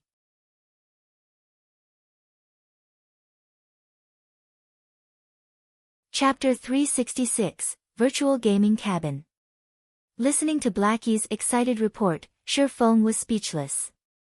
Even if Blackie hadn't told him the news, he would have discovered it after he entered God's domain. There was not necessary for Blackie to hunt him down. Did you run all the way here just to tell me this? Shifeng asked. Of course not. Sister Aqua said that using the advanced virtual gaming helmet constantly would affect your strength and growth in-game. After all, the helmet only has a synchronization rate of 90%. The cabin, however, has a synchronization rate of 97%.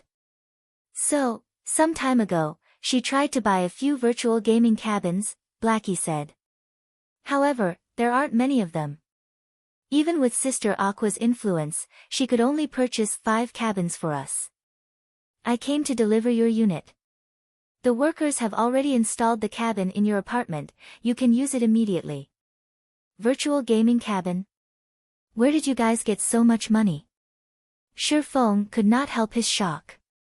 Although there was quite a lot of money in the workshop's bank account, it was not enough to buy 5 virtual gaming cabins. A single unit cost 3 million credits.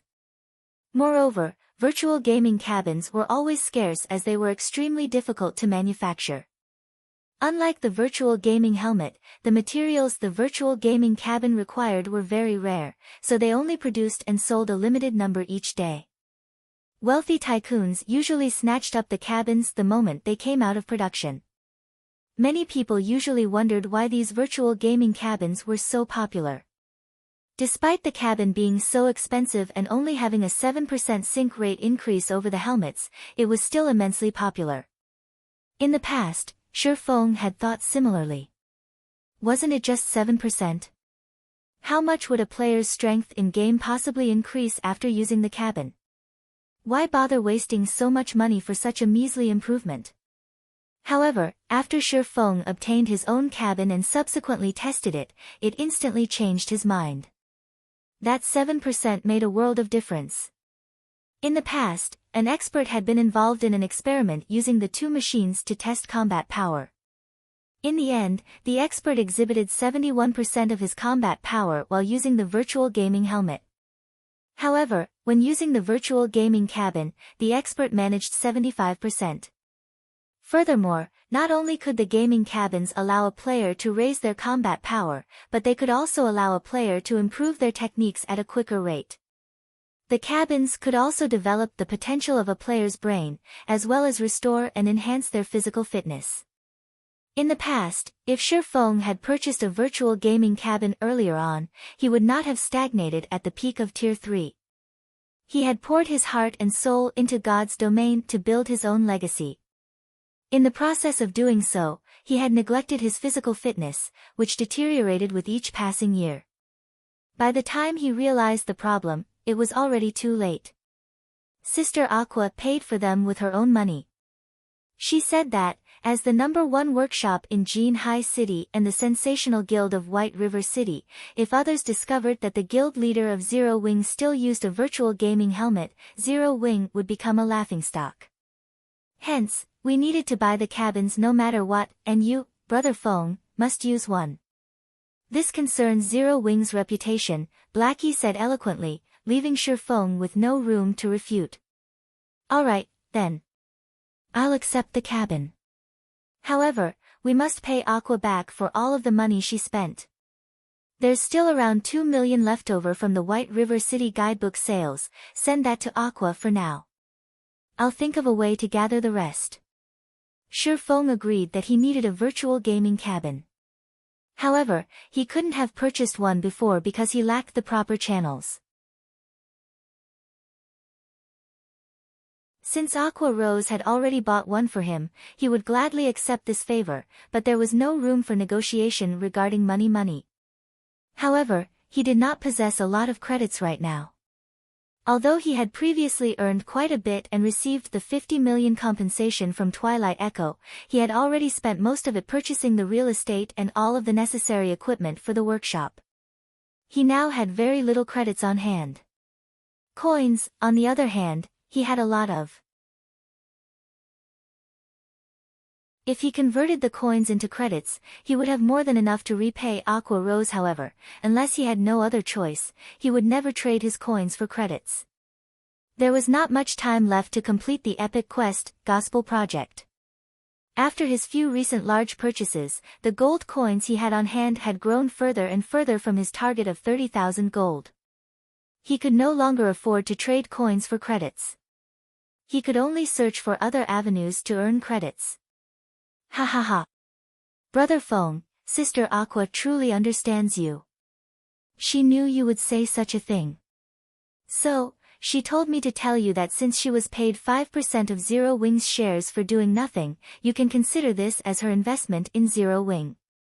Also, if you really wish to repay her, make Zero Wing a guild that surpasses Twilight Echo. To her, this would be the greatest form of repayment, Blackie said. He laughed when he heard Shi Feng reply exactly how Aqua Rose said he would. The cabin has already been installed in your home. Since I've finished my report, I'll return to the workshop now. You have no idea how busy the guild is right now. Finished speaking, Blackie quickly departed from the apartment complex. Surpass Twilight Echo, huh? Shi Feng muttered as he watched Blackie leave. His goal was not just to surpass Twilight Echo. However, there were still too many things he needed to deal with in White River City right now. It was especially true for Underworld. They had been too quiet during the looting war. This was out of character for them. After a short moment of silent contemplation, Shi Feng turned and walked into the apartment complex, returning to his apartment. Inside his home, as expected, Shi Feng discovered a white virtual gaming cabin that was 2.5 meters long, 1.8 meters wide, and 1.5 meters tall, quietly laying inside his bedroom. He would no longer have to rely on the virtual gaming helmet to play God's Domain. There were nutrient fluids as well as various health monitoring devices implemented in the cabin. Players would not have to worry about hunger or physical discomfort for extended periods of time while inside. On the contrary, they would get plenty of rest and recovery. Moreover, with the 97% sync rate, players would find their 5 senses reaching new heights in the game. With the cabin, Shi Feng could finally display his true strength in God's Domain. Shi Feng examined the cabin before shifting his gaze towards the furnishing around the room. His apartment suddenly felt empty. There was absolutely nothing in his home that was even close to rivaling the value of the virtual gaming cabin. Rather, the cost of a single cabin could pay for the whole apartment.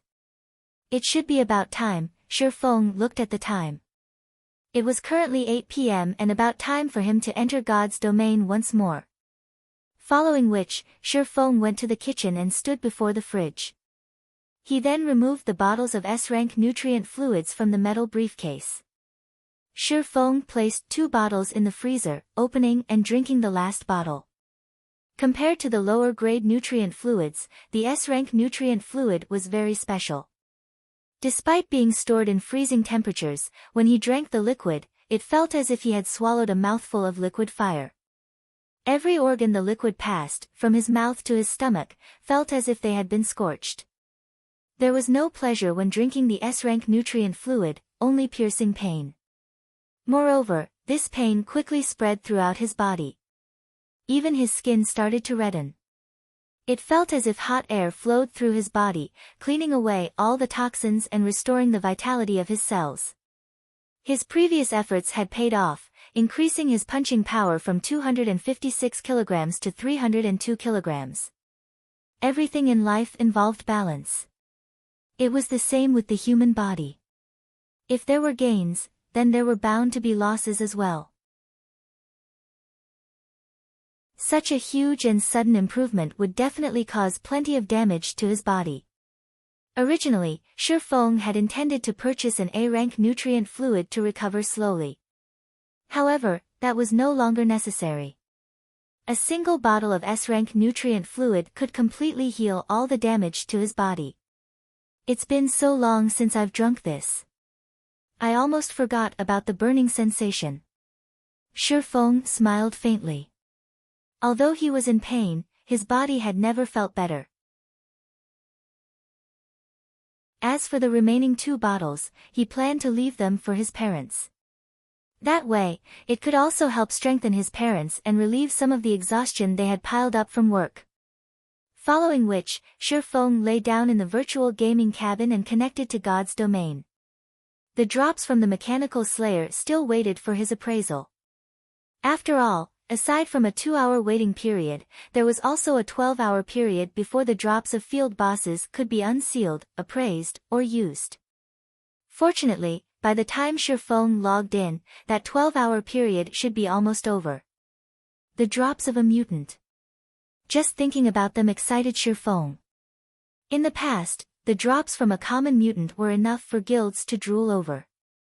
Meanwhile, the Mechanical Slayer was a High Lord mutant. Shifeng couldn't even begin to guess just how amazing its drops would be.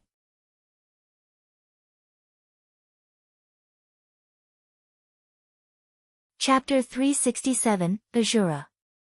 A series of notifications flooded Shifeng the moment he logged into the game.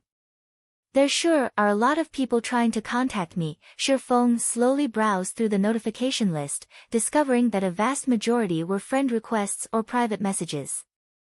Among them, there were plenty of messages from high-ranking members of first-rate guilds.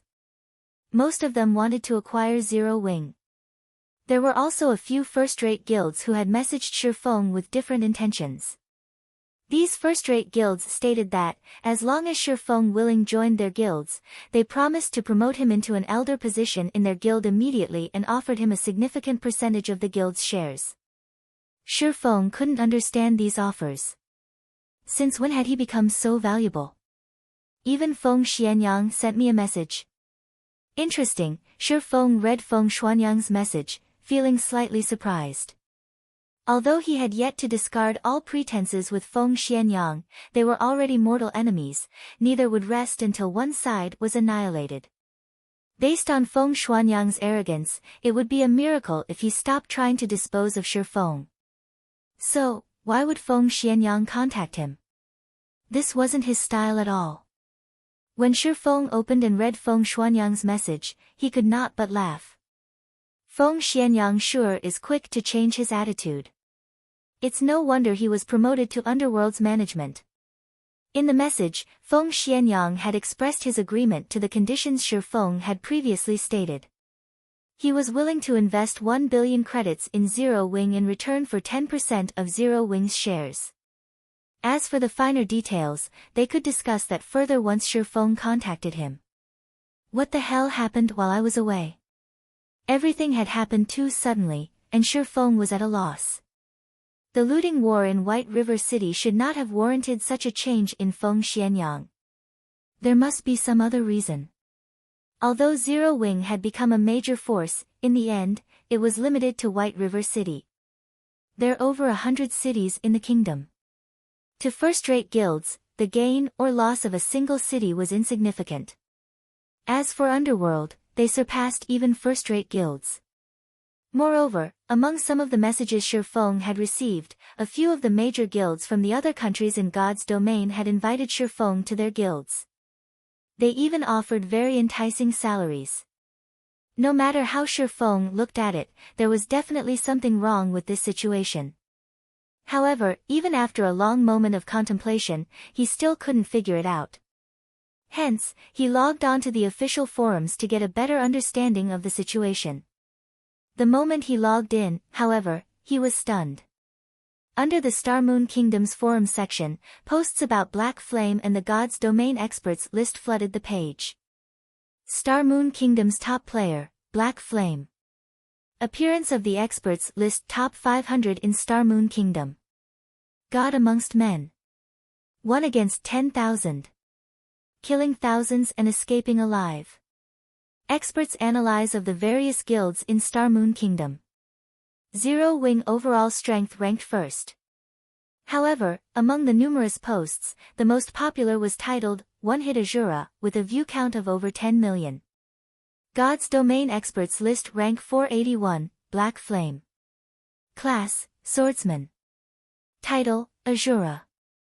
Black Flame had undergone numerous great battles in White River City.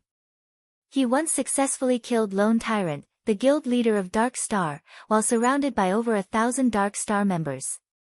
Afterward, he fought several hundred elite players in White River City, killing every player with a single hit. Nobody could stop his mighty sword as he effortlessly annihilated over 100 players. Shortly after, tens of thousands of players from multiple guilds hunted him down. Not only did he paralyze those players with shock, but he also killed thousands of players by himself before safely departing the battlefield. Secret Pavilion's evaluation, 1 hit per person, possessing strength like a demon. The Secret Pavilion hereby gives Black Flame the title of Azura. Below the introduction, the post contained video highlights of Black Flame's battles. Black Flame is simply too amazing. He is the role model of us swordsmen. I must take him as my teacher. I heard that the Secret Pavilion doesn't give out titles casually. It's a pity that Black Flame has been in so few battles. Otherwise, he would definitely get a higher ranking on the experts list. You don't say. 1 hit per person. Black Flame even killed a level 19 shield warrior with a single hit, and he only took a few seconds to kill over 100 players. With such godlike strength and techniques, no matter how you look at it, he should not rank at just 481. In my opinion, first place should be just about right. The Secret Pavilion is definitely pulling some strings, so they're using the title of Bajura to divert people's attention. I had hesitated about joining Zero Wing before. Now, however, I've decided to head straight for White River City. I must join Zero Wing no matter what. Ha! I've long since arrived at White River City. I heard that the benefits Zero Wing offers to its members are superbly good. The weapons and equipment available for trade are also top tier. In particular, the core members' equipment is a feast for the eyes. You'll just be ashamed if you wear secret silver equipment in front of them. The lowest quality equipment is at least of fine gold rank.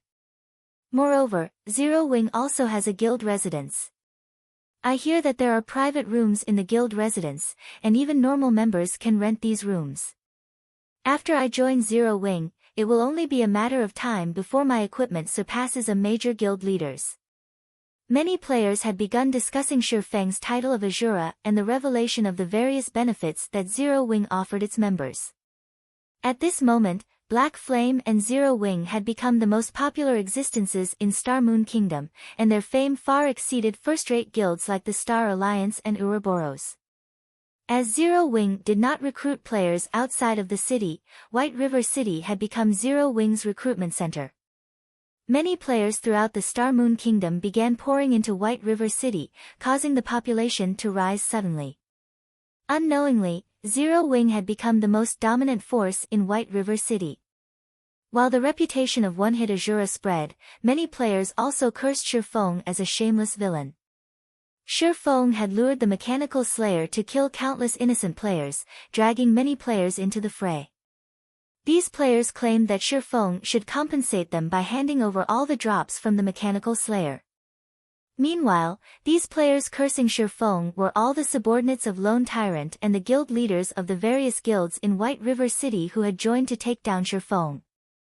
After the looting war, their hatred for Shifeng was higher than the sky and deeper than the ocean. Any players who the Slayer had killed had lost 2 levels. They also had to wait 1 natural day before they could revive. Moreover, after reviving, they suffered a weakened state for 2 natural days.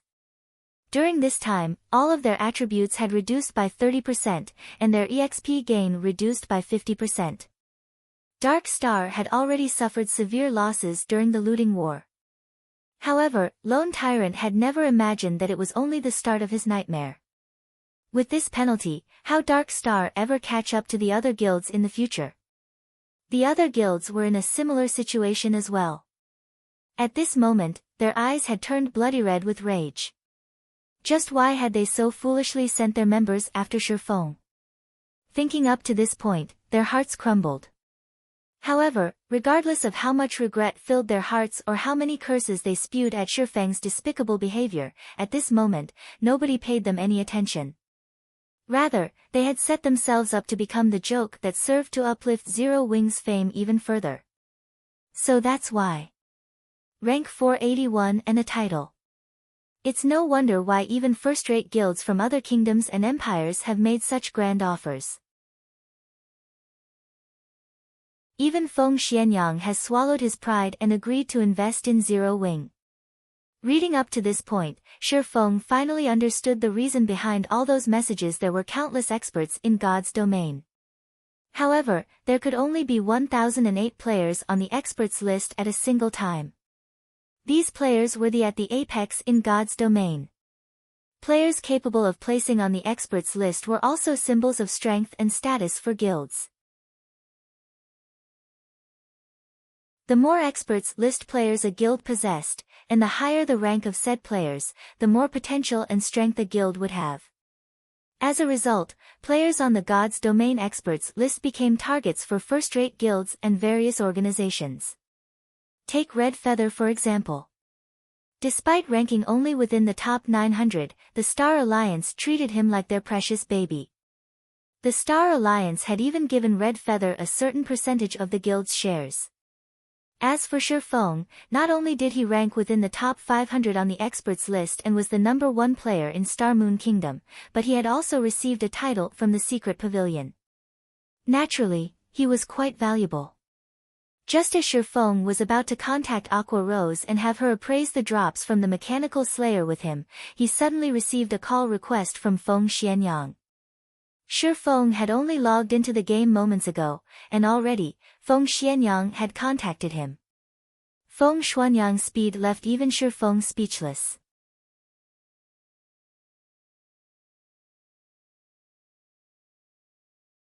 Chapter 368, Lunatic against Lunatic. Maple City was one of the major cities in Star Moon Kingdom's eastern region. Although its population was no match for White River City, it was not too far off. At this moment, over half of Maple City had fallen under Underworld's control, and it was only a matter of time before the organization controlled the city entirely. Young Master Feng, do you really plan to contact Black Flame? South Wolf asked curiously, watching Feng Xianyang as he sat on the sofa enjoying delicacies. Currently, Black Flame had become one of the great experts ranked on the God's Domain experts list and had even received the title of Azura from the Secret Pavilion. He had now become an expert recruiting. However, Black Flame had once rejected their kind offer in the past, going as far as to toy with Feng Xianyang. He had even ruined Underworld's plans. Based on Feng Xianyang's personality, he would continue to plan Black Flame's destruction. Now, however, Feng Xianyang had actually taken the initiative to contact the Black Flame he hated so fiercely. There are some things you will never understand. Based on our previous investigations, that Mechanical Slayer was a very special monster, Feng Xianyang said as he examined the compiled data in his hands, a playful smile appearing on his handsome face. A special monster? South Wolf was confused. That's right. According to the information I have here, any player killed by the Mechanical Slayer had to wait 1 natural day before reviving. Even healers' resurrection skills were ineffective on these players. Moreover, the penalty for death doubled. After these players revived, they also entered a weakened state for 2 natural days. During this period, all their attributes have decreased by 30%, and the EXP they can receive has decreased by 50%, Feng Xianyang reported pleasantly as he lightly shook his head. Do you understand what this means? South Wolf shook his head, growing more confused at Feng Xianyang's words. Have you ever seen a monster with such strength? With God's Domain's basic settings, the stronger a monster is, the greater its loot will be. The Mechanical Slayer's loot must be stunning. There might even be many epic items among its drops. Meanwhile, Zero Wing is the largest beneficiary from the looting war. They claimed more drops than any other guild in White River City. Obtaining these drops could skyrocket Underworld's future development. However, it is simply too difficult for us to obtain them. Moreover, we don't have any concrete information about the loot. Trying to steal it from Zero Wing would not be easy. Hence, I've decided to invest in Zero Wing. Although we would have to spend a large sum of money, when I become one of Zero Wing's stockholders, I can easily obtain any information I want. Afterward, I can just set up a trap to steal those items and, slowly but surely, destroy Zero Wing from the inside. Isn't it just money? I have plenty of that. Feng Xianyang was determined to join Zero Wing. Nobody could resist the enticement of 1 billion credits. As long as he could get a hold of a small percentage of Zero Wing's shares, he could obtain all information relevant to Zero Wing fair and square. Previously, not only had Shi Feng acted so arrogantly before him, but Shi Feng had also caused his plans to support Dark Star to fall short. So, why would he ever let Shi Feng escape his punishment? South Wolf trembled upon hearing Feng Xuanyang's plans. Suddenly, South Wolf realized that he was still naive. His understanding of Feng Xianyang was still too shallow. Feng Xuanyang's plans were simply insane and terrifying. In South Wolf's opinion, Feng Xuanyang's plans weren't related to the mechanical slayer's loot at all. Feng Xianyang just wanted his revenge on Shi Feng. The drops were an excuse to take action. To think that Feng Xianyang was actually willing to spend 1 billion credits just to destroy Zero Wing and get his revenge. He was a lunatic.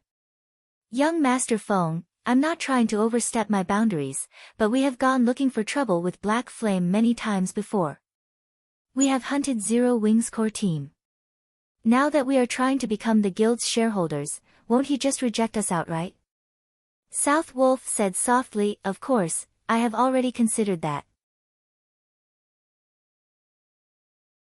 Although we were behind the attacks on Zero Wing, Dark Star stood in the forefront.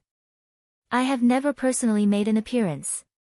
Although Black Flame knows the truth, on the surface, we maintain our pretenses with each other. Moreover, the reason I've contacted Black Flame during his time of glory is that I want him to think that I noticed his potential and that I am willing to pay any price to obtain him. That way, I can smoothly become a shareholder of Zero Wing without arousing any suspicion. Feng Xianyang smiled coldly as he gazed into the wine glass in his hand. After taking a sip, he added, besides, is there anyone who would willingly refuse money? I've investigated Zero Wing's background. This guild does not possess any sort of funding. If Black Flame wishes to develop his guild further, he will inevitably need large sums of credits. To Zero Wing, 1 billion credits is like a heaven-sent fortune. If Black Flame is intelligent, he will set aside personal feelings and act logically. He has no reason not to accept my offer. South Wolf's heart suddenly pounded. He never expected that his guess would hit the mark. Feng Xuanyang's true goal had never been to obtain the drops of the mechanical slayer. Instead, he only ever cared about Zero Wing's destruction. To put it another way, Feng Xianyang planned to, incidentally, obtain the drops after he destroyed Zero Wing. As fear began to grip South Wolf's heart, Feng Xianyang contacted Shi Feng. Oh. Vice Leader Feng, to what do I owe the pleasure of your call today? Shi Feng asked rhetorically the moment the call connected. Guild Leader Black Flame, regarding the matters we discussed during our last meeting, I have thought them through. Regarding a guild with boundless prospects like Zero Wing, Underworld is willing to pay 1 billion credits to become one of its shareholders. At that time, with the support of Underworld, Zero Wing will certainly grow to become the overlord of Star Moon Kingdom's eastern region. Guild Leader Black Flame, when will you have time to sign the contract with us? Feng Xianyang asked, smiling. It looks like you have finally realized Zero Wing's value. Although your previous conduct was slightly excessive, I will be magnanimous and forgive you this time. Let's first talk about the shares, then. If there are no problems after our discussion, we can discuss a time to sign the contract. After all, the shares of the utmost importance to Zero Wing, Shi Feng said, expressing his interest. However, the moment Feng Xianyang heard Shi Feng's words, he very nearly erupted into a flurry of curses. The wine glass Feng Xianyang had held, however, was less fortunate as it fell from his trembling hand and shattered on the floor. Shi Feng spoke as if he thought Feng Xianyang was a child who had done something wrong, and that Feng Xianyang was currently pleading for Shi Feng's forgiveness. Why wouldn't such blatant humiliation enrage the proud and arrogant Feng Xianyang? Black Flame. I will endure today's matters. The moment I become a shareholder of Zero Wing, I will sign your death certificate. Feng Xianyang inwardly swore as he suppressed his anger. As calmly as possible, he said, "Of course. Underworld will willingly purchase 10% of Zero Wing's shares for 1 billion credits. We will also supply Zero Wing with 100 gold coins every week, as well as send a large number of experts and talents from various fields, allowing the guild to become the overlord of White River City. 1 billion for 10% of the shares." Shi Feng shook his head. Revealing a cold smile, he said, "I think we may have a misunderstanding. Vice Leader Feng, do you know what 'times have changed' means? Is Guild Leader Black Flame planning to reject my well-intentioned investment because of our previous issues?" Feng Xianyang hurriedly said. "It was truly just a misunderstanding. I had no knowledge of the actions against Zero Wing.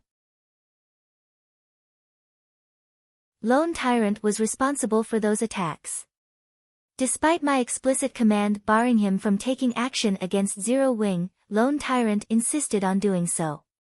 Underworld never intended to strike Zero Wing. Vice Leader Feng, you misunderstand me. I'm not saying that I don't agree to Underworld's investment. However, 1 billion for 10% of Zero Wing's shares. Vice Leader Feng, don't you think you're being a little too greedy?" Shi Feng shook his head slightly. He said seriously, "Vice Leader Feng, greed can ruin one's life. However, seeing Vice Leader Feng's sincerity, I will sell you 0.1% of Zero Wing's shares in exchange for 1 billion credits. What do you think?"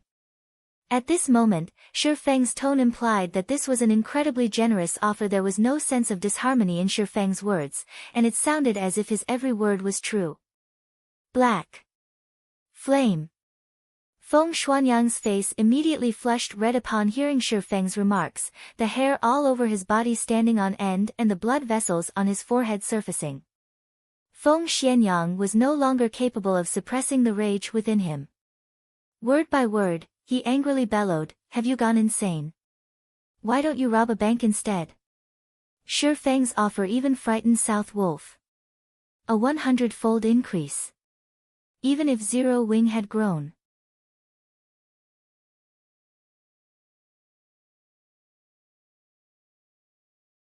Chapter 369, King's Return. By demanding such a price, Shi Feng made it clear that he was still angry about Feng Xuanyang's previous actions. Misunderstanding was just another form of deceit. Everybody knew this. After all, if anything could be chalked up to a misunderstanding, why would anyone need the police? Vice Leader Feng, I'm really losing a lot with this transaction. If you aren't interested, there are many others who will jump at the offer. Shi Feng chuckled. In fact, Shi Feng wasn't lying. Many guilds and organizations outside of Star Moon Kingdom had expressed interest in collaborating with Zero Wing. In addition, there were also major corporations who had offered high prices to purchase the guild. At this moment, Feng Xuanyang's complexion darkened, and his eyes flashed with a fierce chill. Even South Wolf, who stood by Feng Xuanyang's side, silently lowered his head, his legs trembling. He was deeply afraid that Feng Xianyang would erupt with rage and take it out on him. Whenever Feng Xianyang was this angry, he would secure a painful ending for any who incurred his wrath. Meanwhile, Shi Feng had toyed with Feng Xianyang many times now. No one knew what Feng Xianyang would do next. After a long moment. Guild Leader Black Flame, I am very sincere here. How about this? In exchange for 1 billion credits, I will ask for 5% of Zero Wing's shares. Feng Xianyang suppressed his anger and expressed an extraordinary serenity. No negotiations. I will only do 0.1%. This is the very limit that I can offer. If Vice Leader Feng is not interested, then forget it. I won't demand your acceptance. Shi Feng had only probed since he doubted Feng Xuanyang's intentions. He had not expected that Feng Xianyang could actually endure his games so well. Feng Xianyang had always possessed a dominant approach. He would immediately take action against anyone who disagreed with him. Now, however, he actually controlled his anger to negotiate with Shifeng. Why wouldn't Shifeng be suspicious? There must be a reason for Feng Xuanyang's attitude change. Feng Xianyang gnashed his teeth to the point of almost cracking them when he heard Shifeng's reply. 1 billion was not a small number. If he had to give away so much money, even his heart would ache.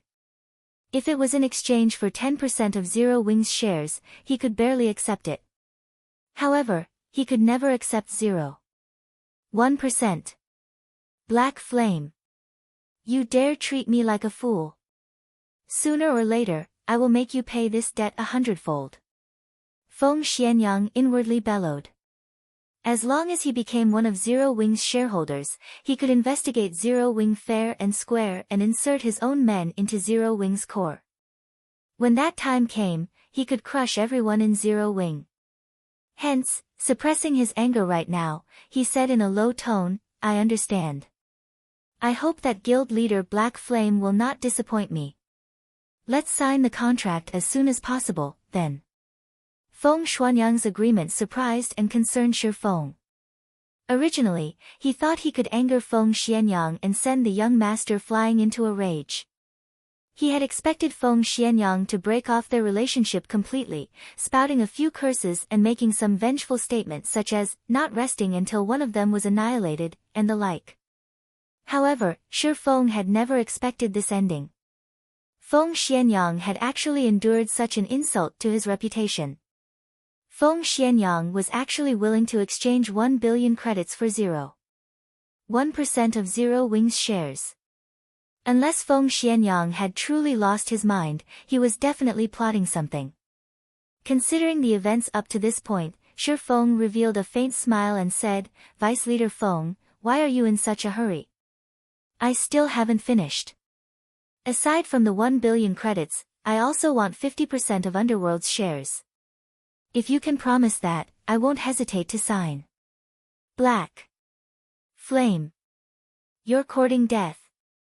Feng Xianyang exploded. He was now fully aware that Shifeng was not deliberately raising the price out of anger. Instead, Shifeng was wholeheartedly toying with him right now. Not only did Shifeng want to sell 0.1% of Zero Wing's shares for 1 billion credits, but he also wanted 50% of Underworld's shares. What was Underworld?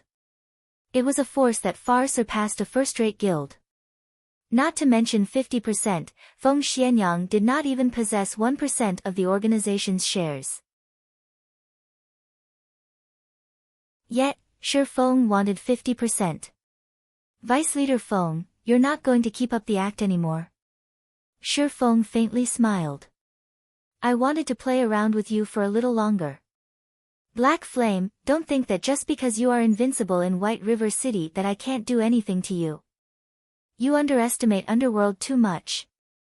Zero Wing is merely the overlord of White River City. Meanwhile, the several cities surrounding White River City have already fallen under our control.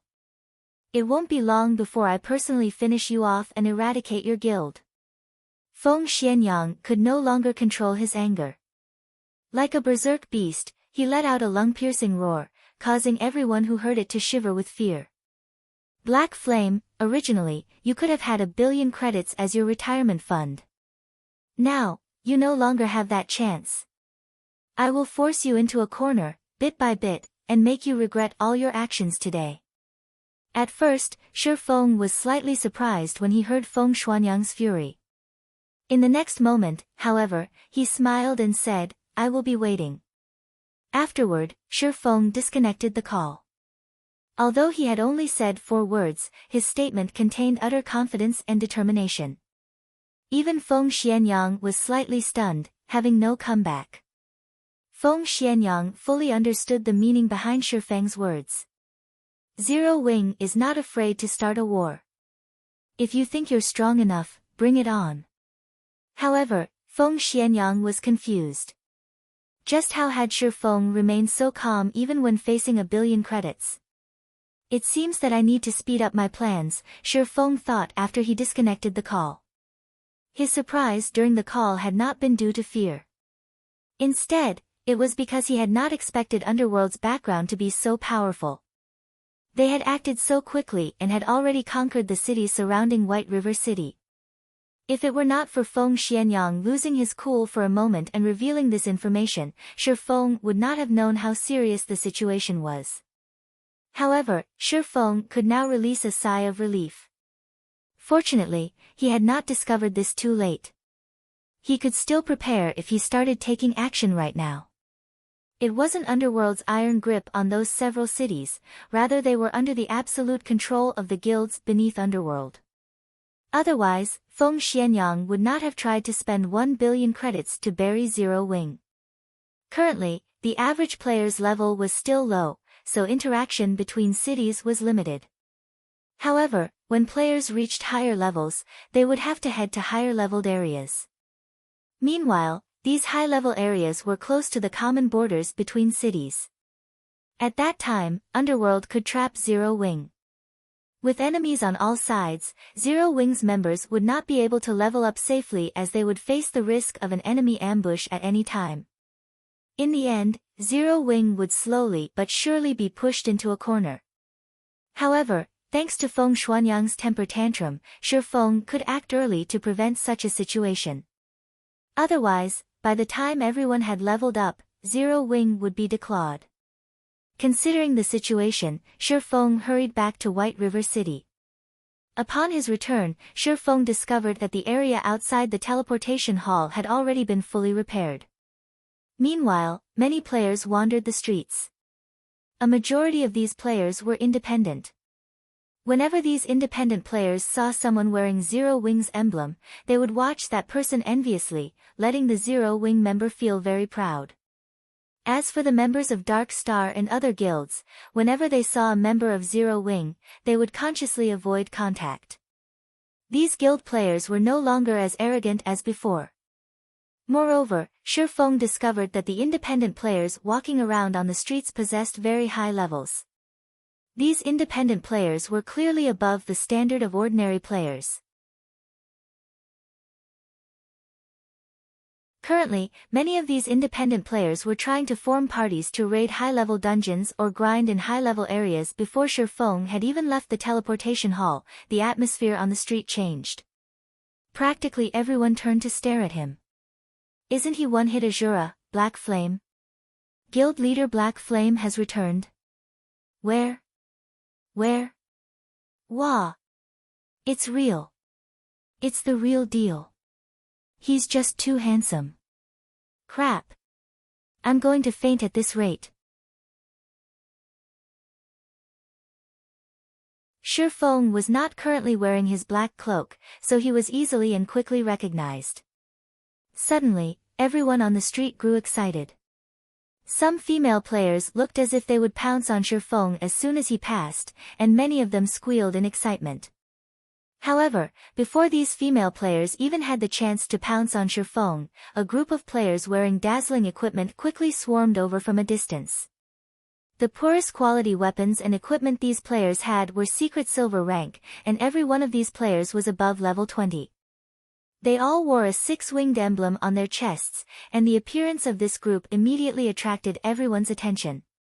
This group of players was none other than Zero Wing's core team. In addition to these core members, there were also over 1,000 elite members behind them. These players moved in unison, and the extraordinary momentum they displayed caused the players to make way for them unconsciously. Meanwhile, all of these members of Zero Wing were here to receive Shi Feng. Guild leader, welcome back. Aqua Rose, Fire Dance, and everyone else walked over, smiling faintly as they looked at Shi Feng. This grand welcome left Shi Feng utterly speechless. He could only silently nod in reply. Afterward, Shi Feng walked back to the Starstreak trading firm with the crowd from Zero Wing. Throughout their journey, the players of White River City had all promptly moved aside. These players gazed at Shi Feng with wonder as if welcoming the king's return.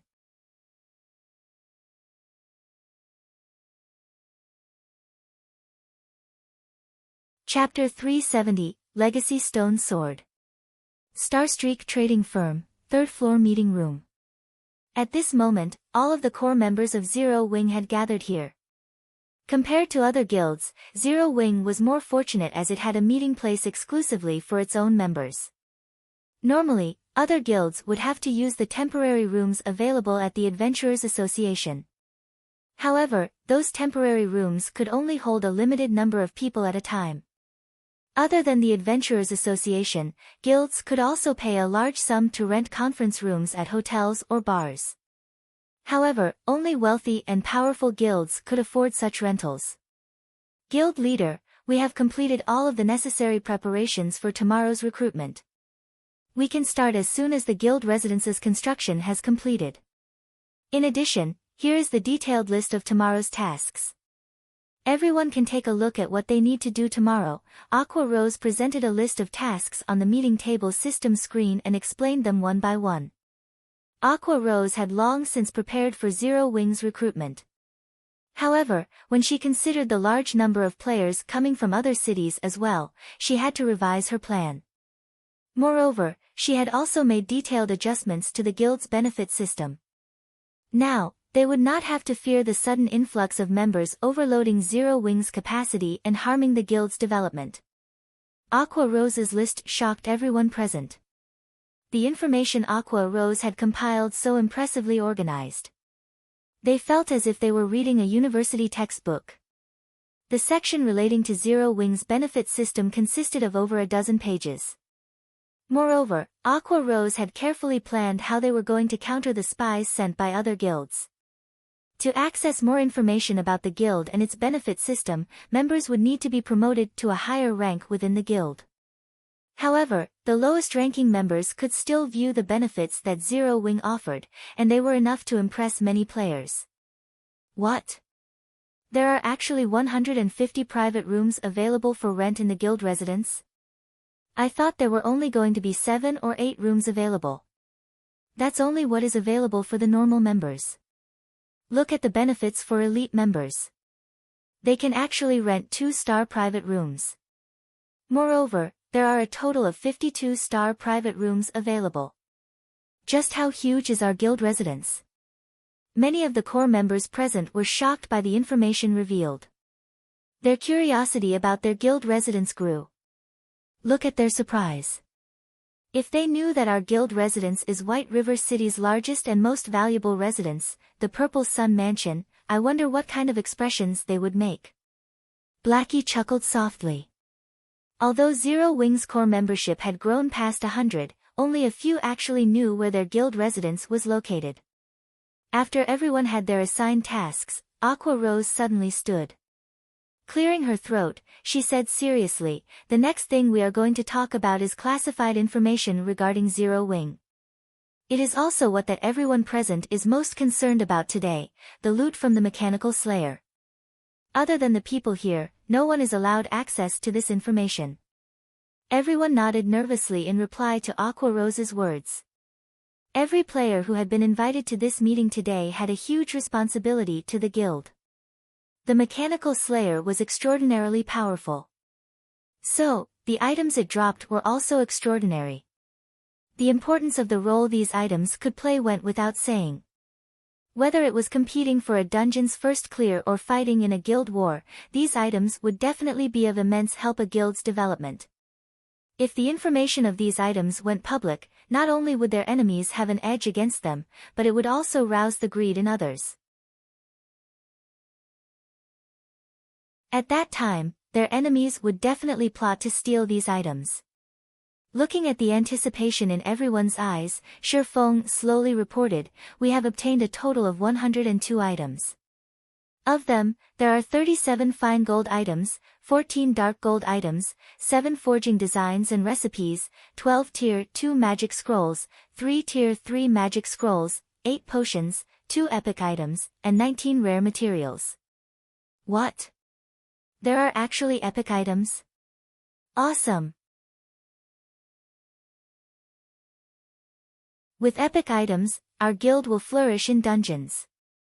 We can claim all of the first clears easily. Everyone grew incomparably excited after listening to Shifeng's report. The large number of fine gold and dark gold items alone had greatly shocked the team. They could fully arm a 20-man team with so many items. Just the thought of having a 20-man team fully geared in fine gold and dark gold ranked weapons and equipment was enough to give them the shivers. Not even first-rate guilds could produce such a powerful team. Fully arming a team with secret silver equipment was already impressive. As for a 20-man team in fine gold equipment, that was simply impossible. Meanwhile, if Zero Wing could establish such a powerful team, they would be invincible in 20-man team dungeons. The dungeon bosses would become pushovers. At that time, they could continuously supply the guild with loads of precious equipment. Most importantly, there were even 2 epic items among the loot. Previously, epic items only existed in their thoughts and dreams. After all, since the launch of God's domain, there had yet to be any mention of anyone obtaining an epic item. Now, their guild actually had 2 epic items. Everyone's breath began to grow heavy at this revelation. Don't get too excited. Although we obtained quite a few weapons and equipment, the lowest level requirement is 30. The same goes for the 2 epic items. Shifeng smiled in response to their enthusiasm. He could understand how his team felt at the moment. Epic items. In God's domain, they were symbols of extraordinary strength. In Shifeng's previous life, he, too, had been elated when he first saw an epic item. After all, it was an item every player dreamed of having. I know that all of you are eager to see how powerful the epic items are, so today, I'll let all of you have a look at them. While we're at it, I'll let all of you know that I do not plan to allocate these 2 epic items to anyone in particular. Instead, I'll place both of them in the guild warehouse. However, only core members can see them. Once you have accumulated sufficient contribution points, you can trade your points for any of these 2 epic items at any time, Shifeng explained. He then presented the information of the 2 items on the screen of the meeting table. Song of Beatrice, Staff, Epic Rank. Level 30, Level 90. Equipment requirement, Intelligence 200. Attributes will be adjusted according to user's level. Magic damage increased by 25%. Cooldown of all spells reduced by 20%. Casting speed increased by 20%. Spell critical rate increased by 15%. Cast range +3. All magic type skills +2 levels. Ignore levels +15. Durability 200/200.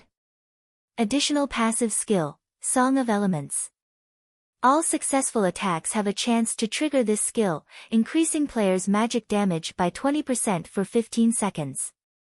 Does not stack. Cooldown, 1 minute. Additional skill 1, Forest Sprites. Summons 3 forest sprites to battle for you. Forest sprites can also be sacrificed to recover players' mana. Each forest sprite sacrificed will recover 15% of players' maximum mana.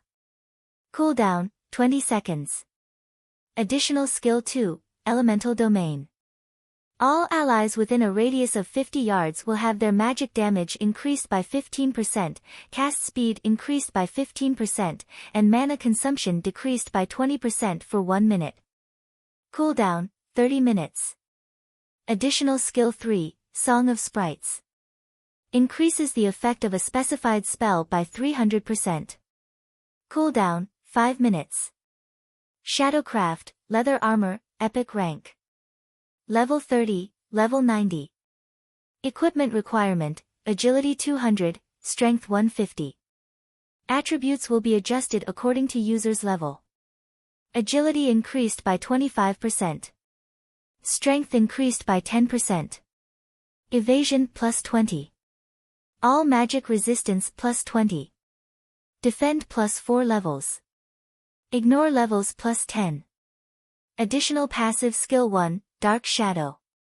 Movement speed increased by 20%. In dark places, movement speed increased by 30% and agility increased by 10%. Additional passive skill 2, Rapid Movement. Agility increased after receiving damage. Agility increases by 5% with every 10% decrease in HP. Additional skill, Shadowless.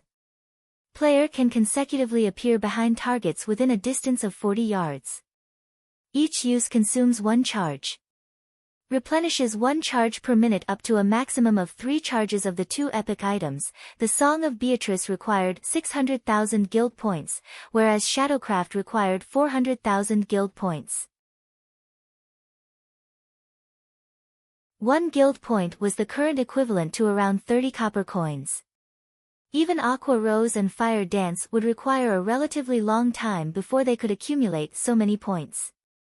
When everyone saw the attributes on the 2 epic items, they were all stupefied. The equipment they wore was simply too inferior compared to these 2 items. Meanwhile, when everyone thought about how they could trade guild points for these items, a passionate flame lit up in all of their eyes. The absurdly high demand of guild points didn't deter their passion at all. At this moment, they wanted to rush out of the room and start earning guild points immediately. You've seen the attributes on these items for yourselves. As to whether or not you can trade for them, that will depend on the effort you put in. In addition, I also have some good news to tell all of you. I will reward guild points to the first 100 members in the guild to get promoted into a Tier 1 class. First place will receive a reward of 50,000 points, so all of you, work hard. Seeing the high morale of the crowd, Shifeng added more fuel to the fire. Currently, not a single player had become a Tier 1 class in the entire Star Moon Kingdom. The various guilds around the kingdom were all focused on raiding the 50-man team dungeons in their respective cities. None of them knew the importance of Tier 1 players. Presently, only Shifeng knew that Tier 1 players were the key requirement to raid a level 20, 100-man team dungeon. In addition, Tier 1 players also played an important role in the competition between guilds. The sooner a guild possessed Tier 1 players, the more beneficial it would be to the guild's future development. This was the reason why Shifeng had ordered his guild members to level up quickly rather than waste time competing over the first clear for the level 10, 50-man team dungeons.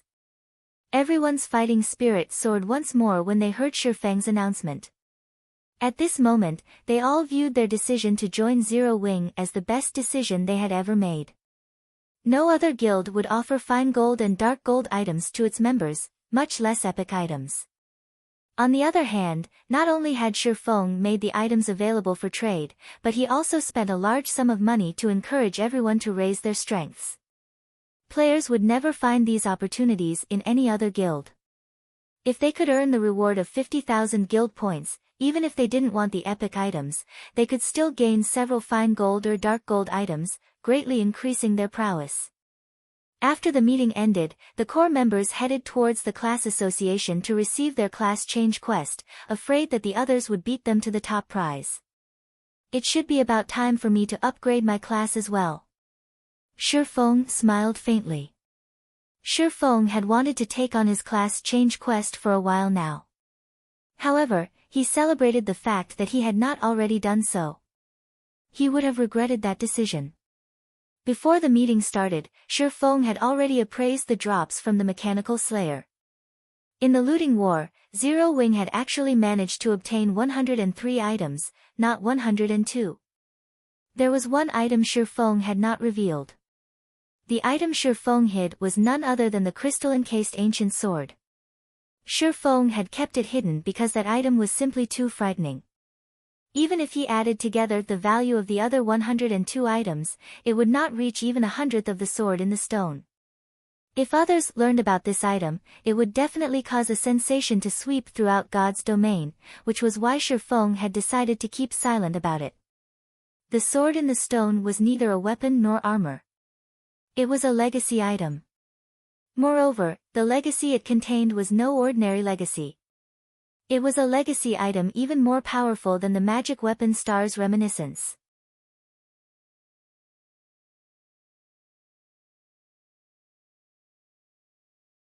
Chapter 371, Peak Legacy. A legacy hinted at a hidden class. This was also one of the reasons why legacy items were extremely rare in God's domain. Previously, the fact that they had obtained the Astromancer's legacy from the Blood Hand Association's stronghold had already blown Shifeng's mind. Now, however, he had an even more powerful legacy. Moreover, only berserkers and swordsmen could use this legacy. Shifeng knew that the legacy contained within the sword in the stone was more powerful than the Astromancer's legacy was because of its unsealing conditions. Violet Cloud's legacy item, the magic weapon Star's Reminiscence, required a Tier 3 Great Mage to help unseal it. Based on these stringent requirements, the Astromancer's legacy should be superior among the many legacies that existed in God's domain. However, Shifeng's sword in the stone was far more amazing than the Star's Reminiscence. Sword in the stone. The sword inside the crystal faintly emits a power from the ancient era. It occurs naturally with no signs of being crafted. However, a frightening power had damaged this ancient sword severely in the past. If one wishes to awaken the power contained within and gain a better understanding of this sword, they need to gather the power of 3 Tier 4 classes and expend 21 mana stones. Class restriction, Berserker and Swordsman. Not to mention the 3 Tier 4 NPCs, just the number of mana stones required was a huge headache for Shifeng. Mana stones were extremely precious in God's domain. Although they weren't as valuable as 7 Luminaries crystals, they were not far from them either. Mana stones were rare materials required to craft epic ranked weapons and equipment. However, the most dreadful aspect of mana stones was that nobody sold them in God's domain. Only bosses in 100-man hard mode team dungeons dropped mana stones. Moreover, the drop rate was a minuscule 2%. Currently, throughout all of God's domain, Shifeng had yet even to hear news about anyone obtaining the first clear of a level 10, 50-man team dungeon, not to mention a level 20 100-man team dungeon. Even Zero Wing, his own guild, was only in the preparation stage of raiding a level 20, 100-man team dungeon. Only players who had gathered 100 Tier 1 players had a chance of success in the hard mode versions of those dungeons. In other words, it was simply impossible for Shifeng to get his hands on a mana stone right now, let alone 21 of them. The difficulty of unsealing the sword in the stone far surpassed the magic weapon Star's Reminiscence.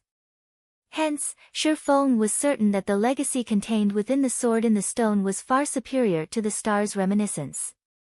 At the very least, it should be one of the peak legacies of God's domain. I can only give it a try. Shifeng smiled bitterly as he gazed at the sword in the stone inside his bag. The awakening conditions of the sword in the stone were too high. Ever since Shifeng had appraised the legacy item, he had constantly been thinking of a way to fulfill those conditions. He could not afford to wait until Zero Wing obtained the first clear of a 100-man hard mode team dungeon before gradually collecting 21 mana stones. If the guild leader of any other guild stood in Shifeng's place right now, activating the class change quest of the sword in the stone would be nigh impossible. And ordinary players could never meet these conditions. Only after racking his brain did Shifeng think a way to awaken the sword in the stone early. Soon, Shifeng left the meeting room as well and headed to one of the forging rooms on the 4th floor of the Starstreak trading firm. They had obtained a total of 7 forging designs and recipes from the looting war. Of them, 3 were forging designs. All 3 forging designs produced different types of basic strengthened armor kits, which were respectively meant for plate armor, leather armor, and cloth armor. Although these basic strengthened armor kits were a lot weaker than the basic mana armor kit, their effects only half of the latter, they were still very valuable. After all, Shifeng was not a dedicated lifestyle player. He could not afford to spend a large amount of time producing the basic mana armor kits. Meanwhile, the supply of basic mana armor kits available on the market would not meet the demand. Hence, these 3 basic strengthened armor kit forging designs were extremely important at this moment. A knocking came from the door of the forging room. Guild leader, the ones you called for are here, Melancholic Smile said respectfully as she entered the room. While Shifeng had been busy, Melancholic Smile had grown to have the aura of a strong and capable woman. The current Melancholic Smile was already an advanced forging apprentice, and she was only a short distance from her promotion to a basic forger. Under Melancholic Smile's management, the Horizon Alliance, the lifestyle guild Shifeng had secretly established, had grown to house over 3,000 members. These lifestyle players had been recruited from various places. Currently, these members had crafted a majority of the products sold at the Starstreak trading firm. Not even Aqua Rose and Blackie knew about the Horizon Alliance. In the eyes of the public, the members of the Horizon Alliance were simply players that the Starstreak trading firm had hired. "Ah, come on in, then," Shifeng nodded. Following which, a man and a woman entered the forging room. The woman who followed Melancholic Smile was none other than the forging genius Cream Coco. She had already become an advanced forging apprentice. Meanwhile, the man who entered with Cream Coco was a 40-year-old man called Roasted Ironheart. Because of his age, the guild's Roasted Ironheart had joined in the past had looked down on him. However, after he passed the test set by Melancholic Smile and became a member of Horizon Alliance, he had poured his heart into forging items and displayed frightening talent. Regarding forging techniques, he was even more talented than Melancholic Smile. Currently, he had already become one of the 5 great forgers of the Horizon Alliance. After the two entered, upon seeing Shifeng, Roasted Ironheart immediately grew cautious. Normally, Melancholic Smile was responsible for dealing with all matters within the Horizon Alliance. So, no one had ever met the true owner of the guild.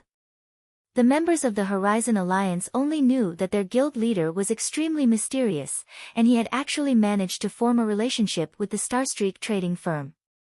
Not only did this great personage possess frightening wealth, but he also had great talents such as Melancholic Smile and Cream Coco working under him. The members of the Horizon Alliance all felt reverence and curiosity towards this mysterious boss of theirs. Today, as Roasted Ironheart finally met the mysterious boss behind the Horizon Alliance, his heart was filled with incomparable shock. Originally, Roasted Ironheart had believed that the force behind the Horizon Alliance was a wealthy tycoon. However, he would never have imagined that proprietor of this lifestyle guild was actually White River City's, no, the entire Star Moon Kingdom's #1 expert, the one-hit Azura, Black Flame. How could this revelation not shock him? Moreover, Black Flame was also Star Moon Kingdom's publicly acknowledged #1 forger. At this moment, Roasted Ironheart's mind was a complete mess. "There is no need to panic, I don't eat people," Shifeng could not help but console Roasted Ironheart when he noticed the man's trembling legs. Hearing Shifeng's words, Roasted Ironheart nearly slumped to the ground. The #1 expert of Star Moon Kingdom. The guild leader of Zero Wing. The great character that dominated White River City. There was simply no chance that a small fry like Roasted Ironheart could meet such a great character like Shifeng. Yet, not only had such a situation occurred, but Roasted Ironheart was also speaking directly with such a great character. How could Roasted Ironheart not panic? "Uncle Ironheart, relax. Our guild leader is a very kind and friendly guy," Cream Coco said, smiling. Roasted Ironheart silently nodded. After taking a long moment to calm down, he said, "Hello, boss." Melancholic Smile and Cream Coco giggled at this sight. Shifeng had grown speechless at Roasted Ironheart's actions as well. He was not a monster. Why was he so intimidated? "Alright, I have some important matters to discuss with you. I've called the 3 of you here today because of these." Saying so, Shifeng took out the 3 basic strengthened armor kit forging designs. "Each of you will take one. Your task for this is to produce these items, the more, the better." As forgers, Melancholic Smile's group was stunned when they saw the forging designs. They understood the value of the basic strengthened armor kits. By producing these items, not only could they increase their promotion speed to basic forgers, but they could also use these items to dominate the forging market and create names for themselves. When the trio thought about how Shifeng was actually willing to let them learn such precious forging designs, their hearts were moved. I'll leave these forging designs to you, so research them properly. If you can achieve a 20% success rate, then you can start mass-producing them, Shifeng said. Although the basic strengthened armor kits were not as difficult to produce as the basic mana armor kits, advanced forging apprentices still had a low success rate. Melancholic Smile and the others would be lucky if they could successfully produce 1 or 2 pieces out of 10 tries. Guild leader, rest assured, we will accomplish this task. We definitely won't disappoint you, all 3 of them guaranteed. Following which, the 3 returned to their respective forging rooms and began their research on the forging designs. Meanwhile, Shifeng also departed from the Starstreak trading firm and hurried towards White River City's bank. He planned to start the first step of awakening the sword in the stone.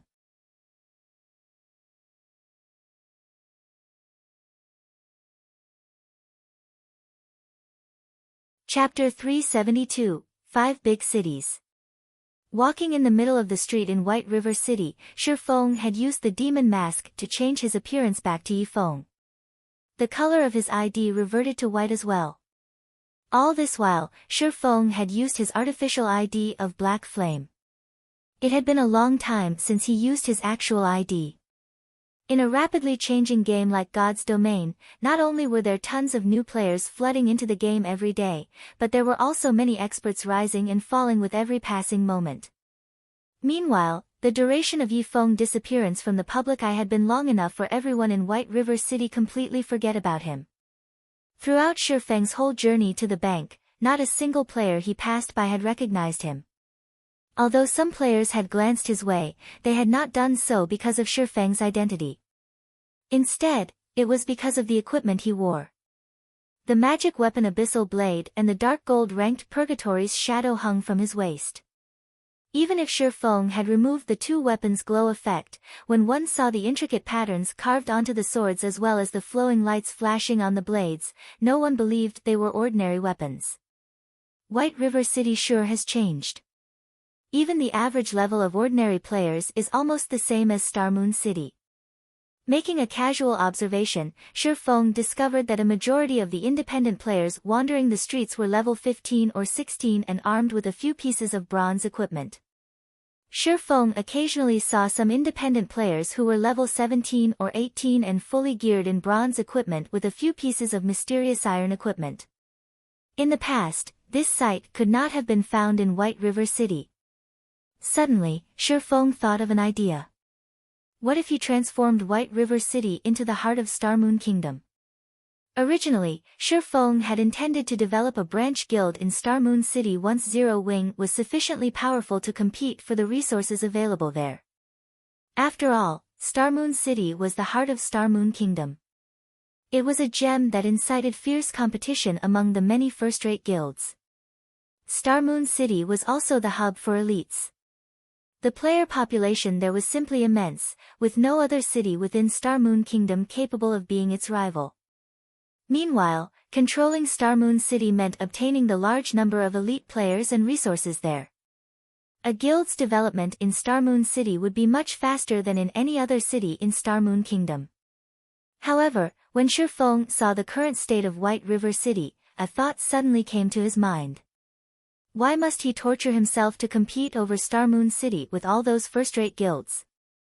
Most players went to Starmoon City was because it had far more opportunities for development. The city also contained many advantages that no other city possessed. But, what about now? Due to Zero Wing's existence in White River City and the fact that the guild did not recruit members in any other city, many players had now migrated to White River City. As for the reason behind this migration, wasn't it because Zero Wing offered advantages that no other guild possessed? As long as Zero Wing offered its members more benefits than other guilds, players would continue to flood into White River City.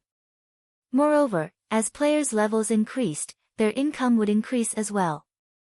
Soon, the teleportation fee between cities would no longer be a problem. At that time, it was not entirely impossible for White River City to surpass even Starmoon City. Is it about Underworld's inside information? Shi Feng suddenly heard the arrival of a message. Absolute Heaven had contacted him. Meanwhile, the assassin's message was perfectly timed. Underworld had already become the dominant force in the several cities surrounding White River City. As for how much control they possessed over those cities and exactly which cities they controlled, Shi Feng had no clue. Without that information, he could not take appropriate measures against Underworld.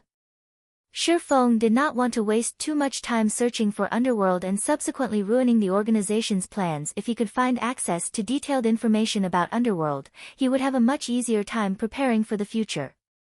There sure is a lot of information here.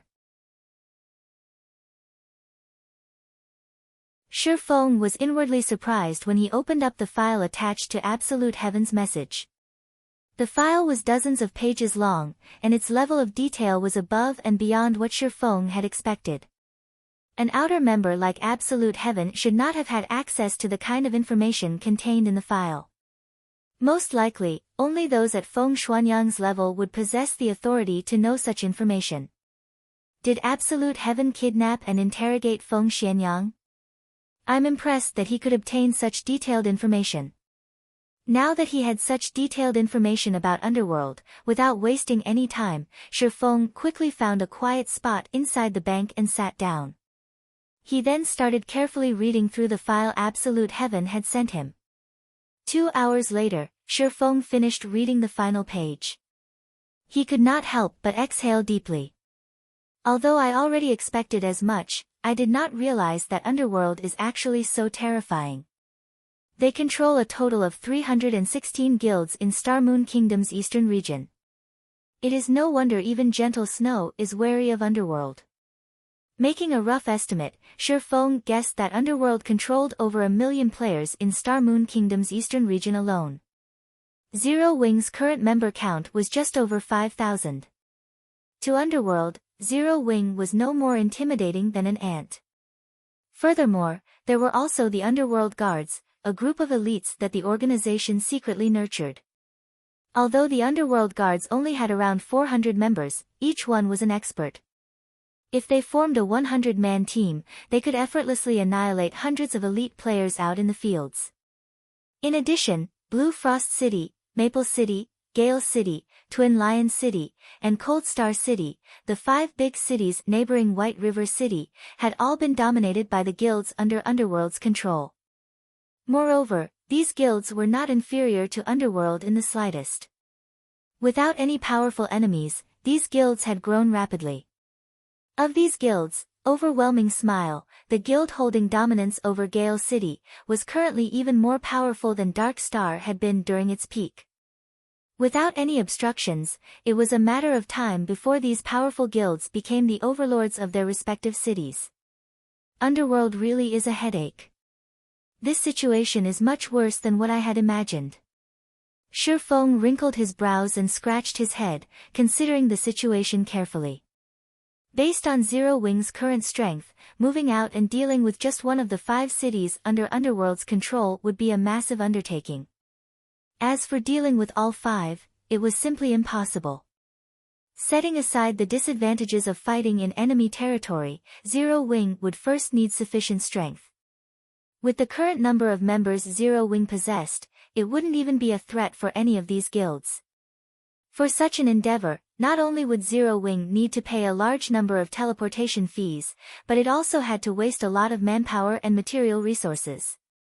As for Shi Feng himself, although he was strong as an individual, he wasn't strong enough to threaten an entire guild with tens of thousands of members. I need to hurry and get my class change done. Shi Feng looked at the sword in the stone inside his bag, a sense of urgency overwhelming his thoughts of upgrading his class.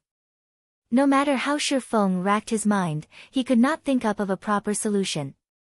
The only thing he could do now was to increase his own strength. There was a large gap in combat power between a Tier 1 player and a Tier 0 player, not to mention a hidden class. If Shi Feng could successfully upgrade his class and become a Tier 1 player, he could cause some trouble for the guilds controlled by Underworld and by Zero Wing more time to grow. Following which, Shi Feng walked towards the bank's counter, retrieving the larger of the two philosopher's stones from inside his personal warehouse. He then retrieved a large number of magic crystals from the guild warehouse. Guild members had come across these magic crystals while they had raided dungeons. Originally, these magic crystals were intended for equipment crafting, but as of yet, nobody within the guild could produce equipment that required magic crystals. Hence, a large stockpile had accumulated inside the guild warehouse. Now, however, Shi Feng emptied their stock. Following which, Shi Feng returned to his forging room inside the Starstreak trading firm. He then took out the Philosopher's Stone and all of the magic crystals. Mana stones were originally born from the minerals inside magic crystals. If magic crystals were refined, there was a chance to obtain a mana stone. Hence, Shi Feng intended to utilize the Philosopher's Stone to refine mana crystals into mana stones. However, mana stones were extremely rare and precious. The chances of obtaining a mana stone from refining a magic crystal were extremely low, and even Shi Feng himself wasn't very confident in success. Hopefully, this works. Shi Feng then grabbed a transparent magic crystal with one hand and the Philosopher's Stone in the other. Praying silently, he refined the magic crystal.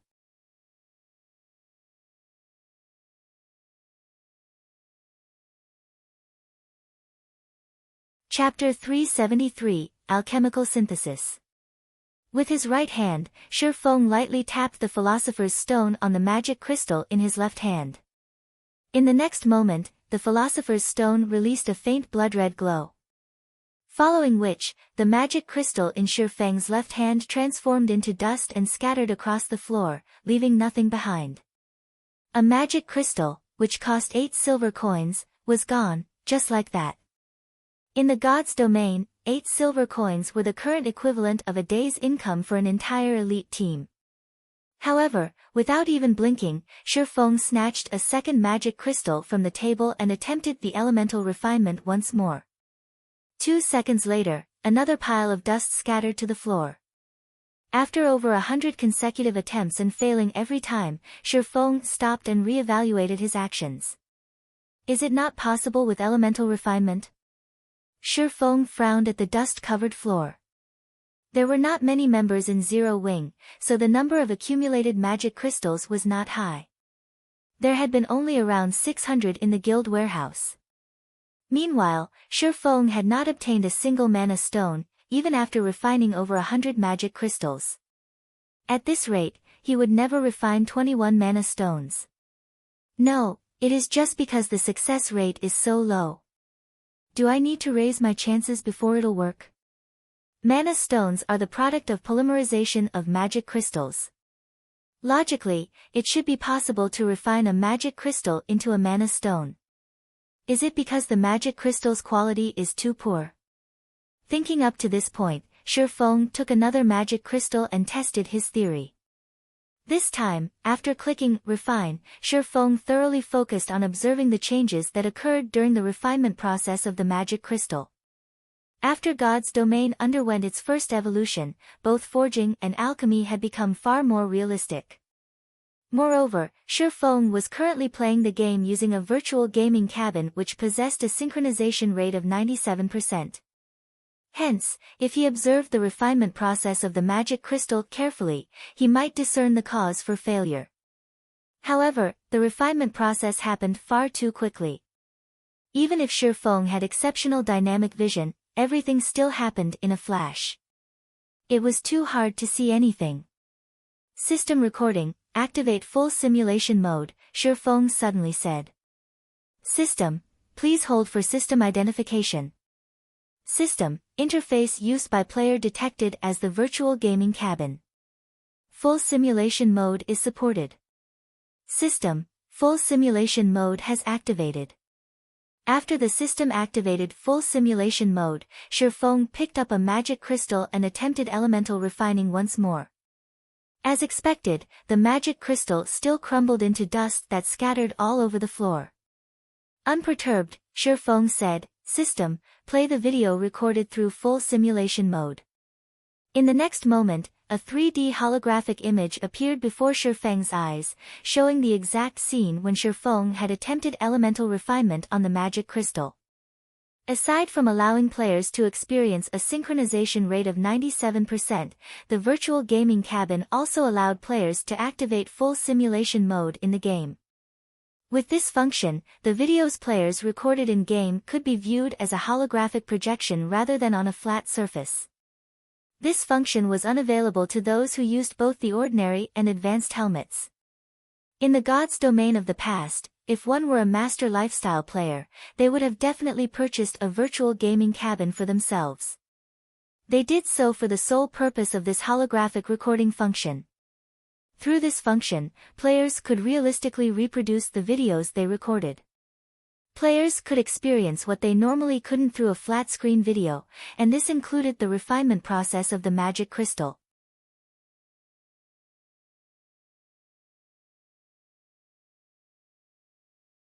It was especially true for fights between experts at the same time. Players could also utilize the holographic recording for self-reflection, improving weaknesses and discovering new techniques. This was one of the quickest ways for a player to improve themselves. This was also why players who used the virtual gaming cabins improved so quickly. In the past, Shifeng had done countless self-evaluations through using the full simulation mode, continuously improving his combat power. Back then, if he had used the virtual gaming cabin a few years earlier, he might have reached even greater heights. Unfortunately, Shadow had only a few million credits. A single virtual gaming cabin cost 3 million. How could Shadow possibly afford a virtual gaming cabin? Moreover, even if they purchased one, Shifeng would not have had access to it. Following which, Shifeng adjusted the settings of the holographic recording and played the refinement process into slow motion. That way, he could fully observe and analyze the entire process in detail without needing to waste magic crystals and stress his eyesight over and over. After observing the process dozens of times, Shifeng finally discovered the reason. As expected, the mana density inside the magic crystals is too low. I wouldn't get a single complete mana stone even if I used the elemental refinement 10,000 times. Although Shifeng had discovered the cause of his failures, he didn't have a solution. In God's domain, there was no difference in quality between magic crystals. In other words, it was simply impossible to obtain a mana stone through refining mana crystals. Shifeng could not help his frustration. If refinement could not work, then he had to go at it from another angle. The only method he had left was to use alchemical synthesis, combining two magic crystals into one. Once the accumulated mana inside the magic crystals reached a sufficient level, it would become a mana stone naturally. However, how could alchemical synthesis be easy? Even a grandmaster alchemist would struggle with alchemical synthesis. The price they had to pay would also exceed the value of the final product. Normally, nobody would willingly take on such a risk. Meanwhile, Shifeng was merely a forging apprentice. He was not even an alchemist, to begin with. His chances of successful alchemical synthesis were abysmal. On the other hand, the Philosopher's Stone, an alchemy treasure, had such an ability. However, the Philosopher's Stone Shifeng had right now was a defective product.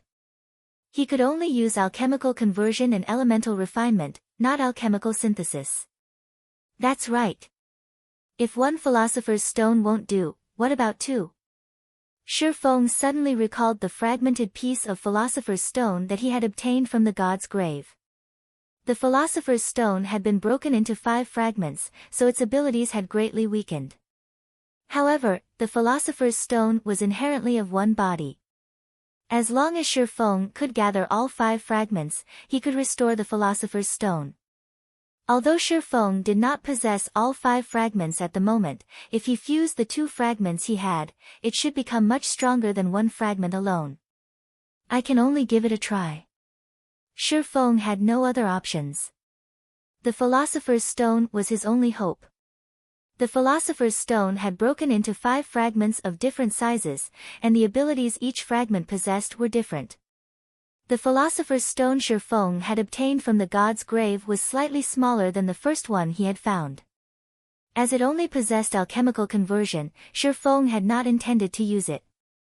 Thinking up to this point, Shi Feng rushed back to the bank and retrieved the other philosopher's stone from his warehouse before hurrying back to his forging room.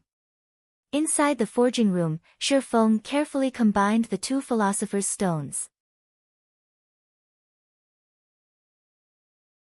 System: do you wish to fuse the two philosopher's stones? Shi Feng immediately clicked the Fuse button. Suddenly, the two philosopher's stones transformed into a pool of blood-red liquid and fused. The liquid then solidified into a fist-sized blood-red pearl. It was no longer an uneven block of stone. After the fusion completed, Shi Feng picked up the newly formed philosopher's stone and checked its information. He wanted to know how powerful the philosopher's stone had become.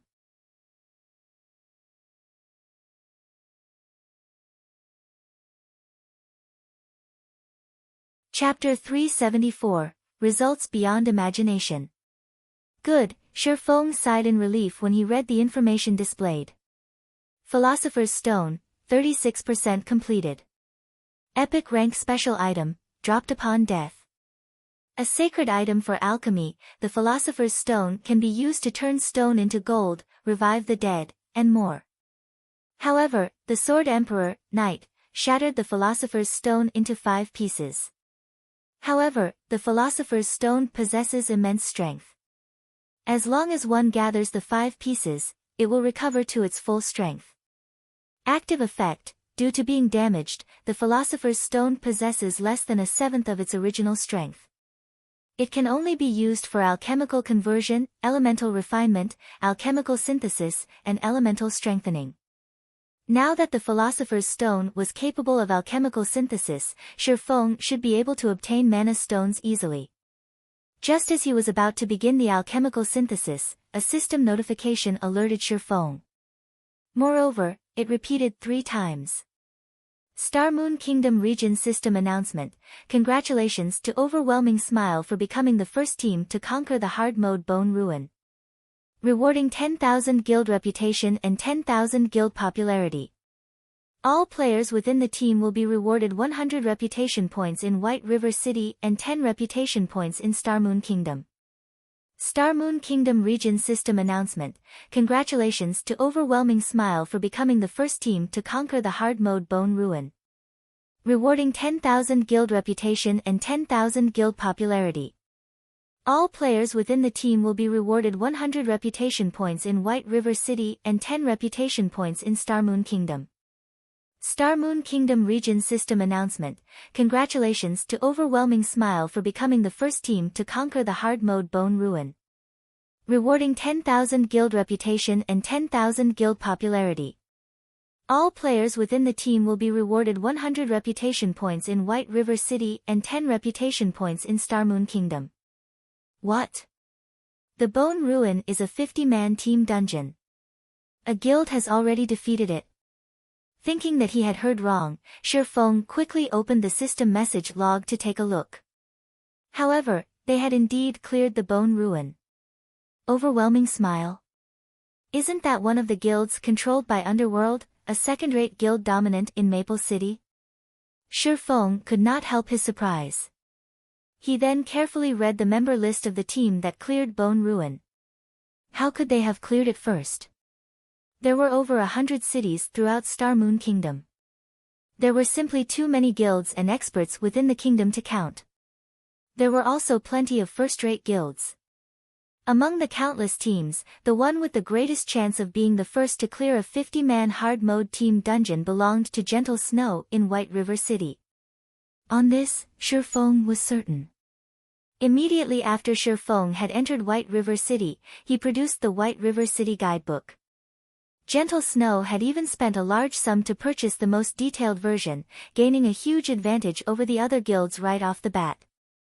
Moreover, to secure the first clear of the 3 great dungeons, Gentle Snow had assembled many of Ouroboros experts in White River City. She even purchased multiple fine gold-ranked arclight shields and a large stock of basic mana armor kits from Shi Feng. Not even the core team of the most powerful first-rate guilds in Star Moon Kingdom could compete with Gentle Snow's team in terms of personnel or equipment. Yet, Gentle Snow's team had actually lost to a second-rate guild like Overwhelming Smile. Although Overwhelming Smile received plenty of support from Underworld in the form of money and experts, the first clear of 50-man hard-mode team dungeons was not easy to claim. If that were the case, Gentle Snow would have long since claimed the first clear of the Land of Death. Moreover, in Shifeng's memories, Overwhelming Smile had always been a very ordinary guild. In the end, Assassin's Alliance took them out, and they were swept away by the torrents of God's domain. Just what sort of secrets is Overwhelming Smile hiding? In the information Shifeng received from Absolute Heaven, there was nothing special about Overwhelming Smile.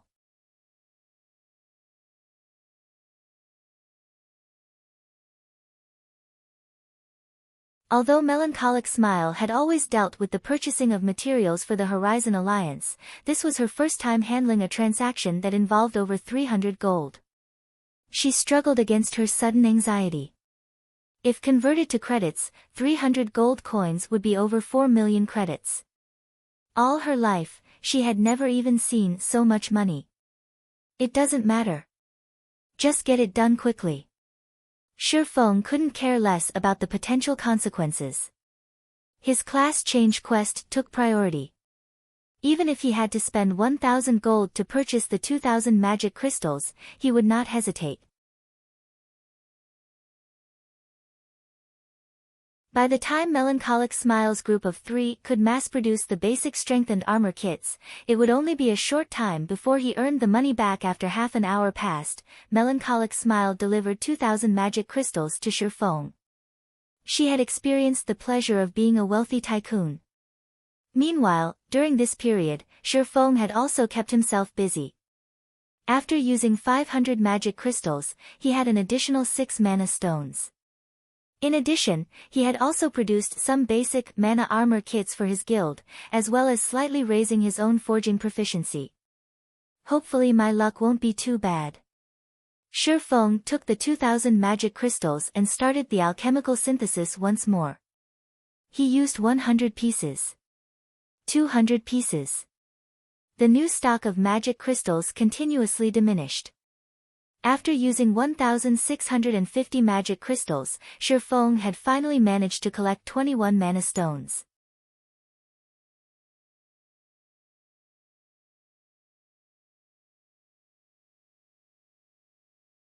Chapter 375, I'd like to borrow someone. Now that I've got 21 mana stones, I only need the 3 tier 4 NPCs. Shifeng thought about where he could find these NPCs as he collected the 21 mana stones and Philosopher's Stone from the table. There were only 3 tier 4 powerhouses currently residing in White River City. If Shifeng wanted to gather all 3 of them. Even if Shifeng were 10 times stronger than he was now and became a Count of White River City, he would not possess the authority to gather all 3 of these NPCs to help him. I guess I can only try my luck in the capital city. Star Moon City possessed the most high-tiered NPCs in Star Moon Kingdom, and it was where Shifeng would most likely get the help of 3 tier 4 NPCs. Following which, Shifeng left the Starstreak trading firm and ran towards the bank. His personal warehouse in the bank was the safest location to store the Philosopher's Stone. The Philosopher's Stone dropped upon death, and Shifeng did not want to lose the treasure under any circumstances. While walking down the middle of the street, Shifeng could hear many players discussing Overwhelming Smile. Say, how do you think Overwhelming Smile became so powerful? They actually claimed the first clear of a 50-man team dungeon so quickly. I heard that their guild didn't have many experts. Yeah, I'm confused, too. Originally, I thought either Ouroboros or Zero Wing would be the first guild to claim a first clear. After all, the Snow Goddess, Gentle Snow, leads the team herself. Although Gentle Snow had neither accomplished any amazing feats nor is she a great expert ranked on the God's Domain experts list, everyone knows about her frightening battle records. She's probably no weaker than Black Flame. Now, however, both of these amazing guilds lost to a second-rate guild like Overwhelming Smile. I heard that the equipment dropped in a 50-man hard mode team dungeon is amazing. The attributes on the equipment are far superior than the equipment found in other dungeons. Now that Overwhelming Smile has equipment from Bone Ruin, they will have a much easier time raiding level 20 large-scale team dungeons. I heard that Overwhelming Smile has already become the overlord of Maple City. Moreover, they are currently mass recruiting players, and the benefits they offer are insanely good. There is also proof posted online showing that someone recently invested 1 billion credits for the guild's development. Just thinking about that much money makes me drool. I have never heard of any guild receiving such a large investment. I'm somewhat tempted to head over to Maple City to join them. Players on both sides of the street were talking about Overwhelming Smile. Overwhelming Smile had destroyed the previous momentum Zero Wing had garnered. Shifeng could only smile bitterly at this sudden shift. He had to admit that Overwhelming Smile's timing of obtaining the first clear of a large-scale team dungeon was perfect. Not only had Overwhelming Smile managed to spread their name throughout Star Moon Kingdom, but it had also suppressed Zero Wing's fame. However, this was only natural. Compared to individual strength, players were more concerned about dungeons. After all, dungeons were the main source of equipment in God's domain. It was especially true for high-quality equipment. Just after Shifeng returned the Philosopher's Stone to his personal warehouse, the system notified him of a voice communication request. It was Gentle Snow. "Miss Snow, how are you?" Shifeng greeted her warmly after answering the call. Although the situation of Overwhelming Smile's first clear had impacted Zero Wing, the one most affected by this result should be Gentle Snow. In order to claim the first clear of the Land of Death, she had paid a huge price. Other guilds could not compete with the advantages she possessed. Yet, just as she was about to harvest the fruit of her efforts, Overwhelming Smile stole the glory. Guild leader Black Flame, "I wish to discuss something with you." Gentle Snow's tone was indifferent, only she understood her current state of mind. "Miss Snow, please, speak your mind," Shifeng said, smiling. "I'd like to borrow someone," Gentle Snow said. "Borrow someone?" Shifeng was confused. Ouroboros had many experts. They should not lack personnel. "That's right. I wish to borrow Yifeng." Gentle Snow nodded, resolving Shifeng's confusion. "As for the price, I am willing to pay 5 million credits." "Borrow Yifeng?" Shifeng nearly stumbled. Just what was going through Gentle Snow's mind? Borrow Yifeng? Didn't that mean she was trying to borrow him? Since when did he have such great charm to attract the attention of the Snow Goddess? Moreover, Gentle Snow even offered an astronomical price of 5 million to borrow him. That was the equivalent of a famous gaming expert's annual salary. And she only wanted his help with a single matter. Wasn't Gentle Snow's opinion of him a little too high? "I know that this is somewhat abrupt. Honestly, I initially considered asking you, Guild Leader Black Flame. However, not only are you the guild leader of Zero Wing, but you are also very famous in Star Moon Kingdom. The implications for obtaining your help are too grave to ignore. Hence, my only option is to ask for Yifeng's help, as he is only a member of Zero Wing. However, I doubt he will help me without your explicit permission," Gentle Snow explained. If she had any other choice, she wouldn't be asking. However, now that Overwhelming Smile had claimed the first clear of a large-scale team dungeon, this was her only option. Listening to Gentle Snow's request, Shifeng could guess that Gentle Snow needed experts. However, these experts could not be too famous, and the more hidden they were from the public eye, the better. Thus, she thought of the now-forgotten Yifeng. "Although I wish I could agree to your request, Yifeng is currently busy an extremely important task. I'm afraid he can't help you right now, Miss Snow. How about the other experts in Zero Wing?" Although Shifeng wished to help Gentle Snow, his class change quest took priority. "Other experts?" Gentle Snow fell silent for a moment, considering the idea.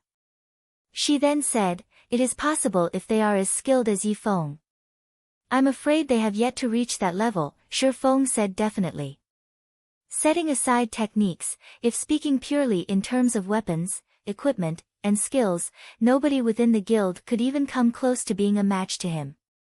In terms of techniques, though, Fire Dance, Aqua Rose, Violet Cloud, and Cola might catch up to him in the future. It was especially true for Violet Cloud, who had improved leaps and bounds with each passing day. If Shi Feng hadn't had his decades worth of experience campaigning in God's domain, Violet Cloud would have left him in the dust by now. "I'm afraid they won't do if they are not as strong as Yi Feng," Gentle Snow said, disappointed. However, when she gave it more thought, how could great experts such as Yi Feng be easy to find?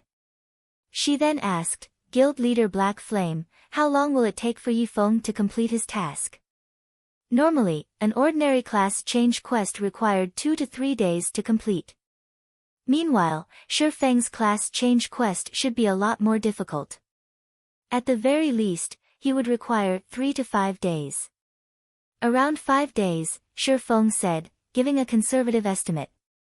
5 days, huh? Gentle Snow's brows wrinkled slightly. After thinking for some time, she slowly asked, "Guild leader Black Flame, will 5 days really be enough?" "Michum." Shi Feng nodded. Shi Feng could tell that Gentle Snow was carefully considering a very important decision. "I'll have to trouble Guild leader Black Flame to pass on the message, then. I'll transfer 5 million credits into your account immediately." Gentle Snow sighed in relief upon hearing Shi Feng's confident answer. She then disconnected the call after thanking him.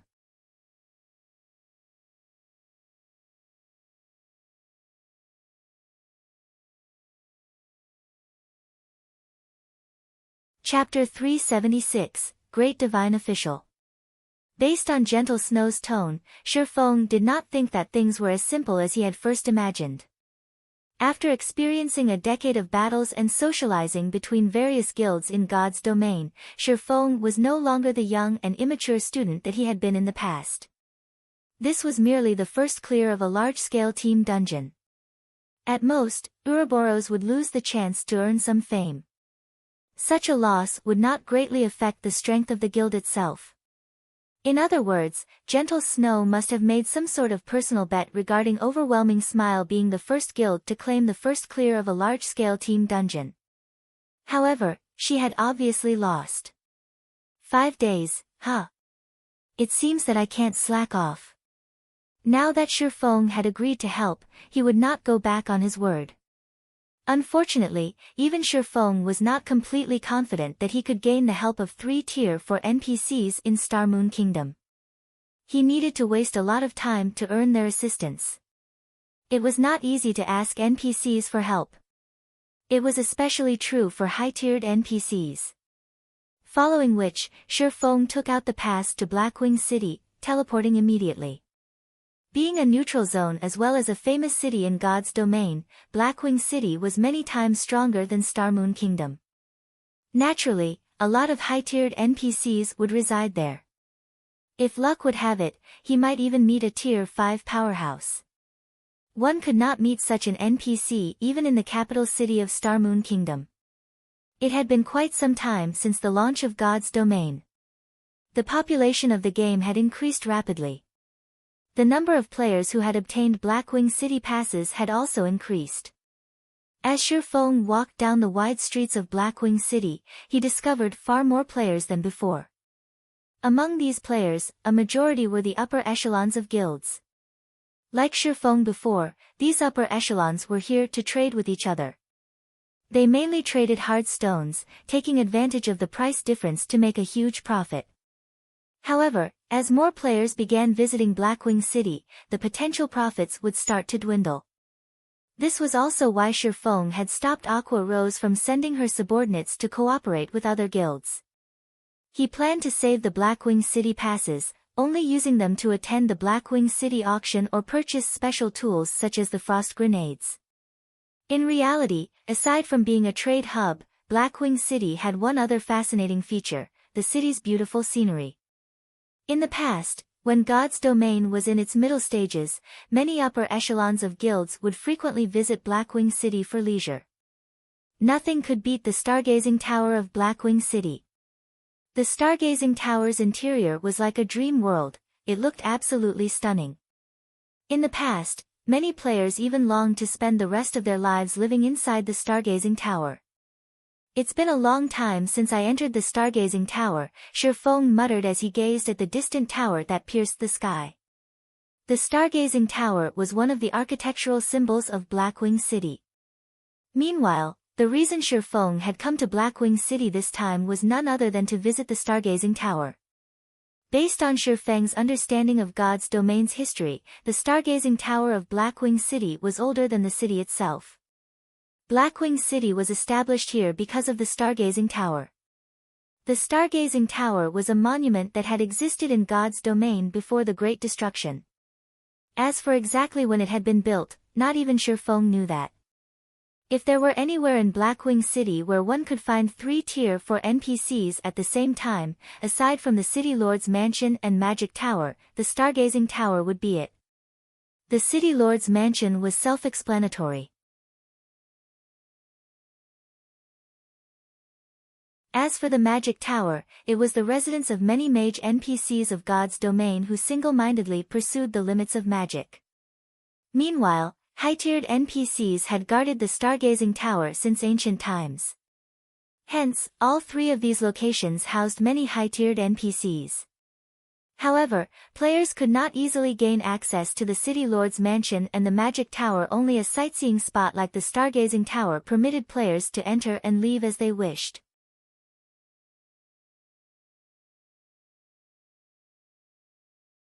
The moment Shifeng set foot inside the stargazing tower, he was met with cute little elemental sprites hovering and dancing around in the air. The center of the main floor contained a spiraling staircase leading to the top floor of the tower. Despite the absence of sunlight inside the stargazing tower, a faint blue glow illuminated the interior.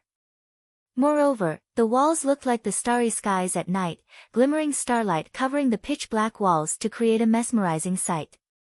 In addition, the stargazing tower also possessed another mysterious effect. Calming heart. Any player that entered the stargazing tower, even those filled with burning rage, would find tranquility inside this place. At this moment, however, Shifeng did not have the time to appreciate the view. Immediately, he ascended the spiral staircase until he arrived at the Weeping Moon Pavilion of the stargazing tower. Before Shifeng could enter the Weeping Moon Pavilion, the 2 level 180 Tier 2 black-robed knights guarding the entrance stopped him.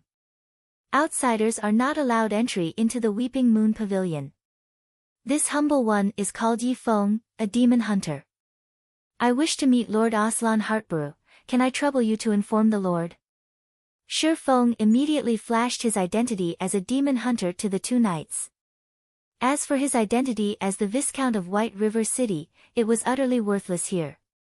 Look, another fool is trying to enter the Weeping Moon Pavilion.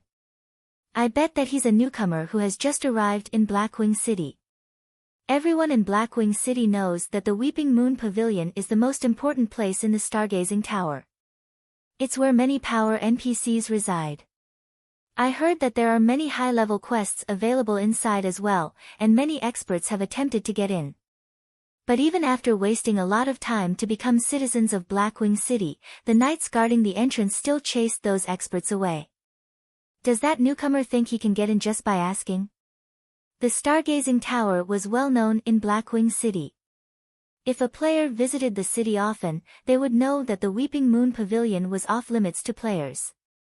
Hence, when the players inside the stargazing tower saw Shifeng's presumptuous actions, they all started ridiculing him. Outsiders are forbidden from entering the Weeping Moon Pavilion. The knights ignored Shifeng's identity as a demon hunter, the gaze they directed at him was as cold as before. They then moved to chase Shifeng away. However, before these black-robed knights could take action, a voice came from inside the Weeping Moon Pavilion. Let him in. I know him. The 2 black-robed knights immediately halted their assault. They then opened the doors to the Weeping Moon Pavilion, allowing Shifeng to enter. What the hell? Damn, that player actually got in. The players who had come to enjoy the show were all stupefied. Until now, not a single player had been allowed into the Weeping Moon Pavilion. Now, however, a newcomer actually got in. The first floor of the Weeping Moon Pavilion was a large and spacious hall. The hall was filled with books and crystal tools. Meanwhile, the ceiling was made of a gigantic water mirror that reflected the starry skies of the outside world. You're late. You've kept me waiting for a long time. How are you going to pay me for my time? A crisp and melodious voice reached Shi Feng's ears. Turning around, Shi Feng noticed a female priest in white robes walking down the staircase at a distance. Meanwhile, this female priest who emitted a sacred aura was none other than the divine official Charlene. Listening to Charlene's accusatory tone, Shi Feng suddenly recalled the scene back at the City Hall of White River City. Back then, Weissman had told him that Charlene would wait for him in the stargazing tower. However, as he had been preoccupied at the time and had completely forgotten about it.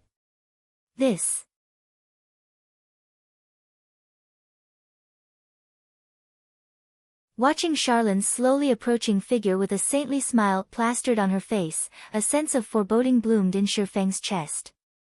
Moreover, Charlene was no longer the Tier 3 divine official that Shi Feng had known.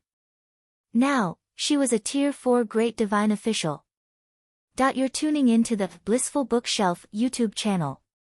We're so grateful for your support, and don't forget to subscribe to join us on this incredible journey through captivating stories. Your generosity through donations truly makes a world of difference, as it's the primary source of revenue that allows me to expand and enhance this channel for you. Thank you from the bottom of my heart for being a part of this adventure.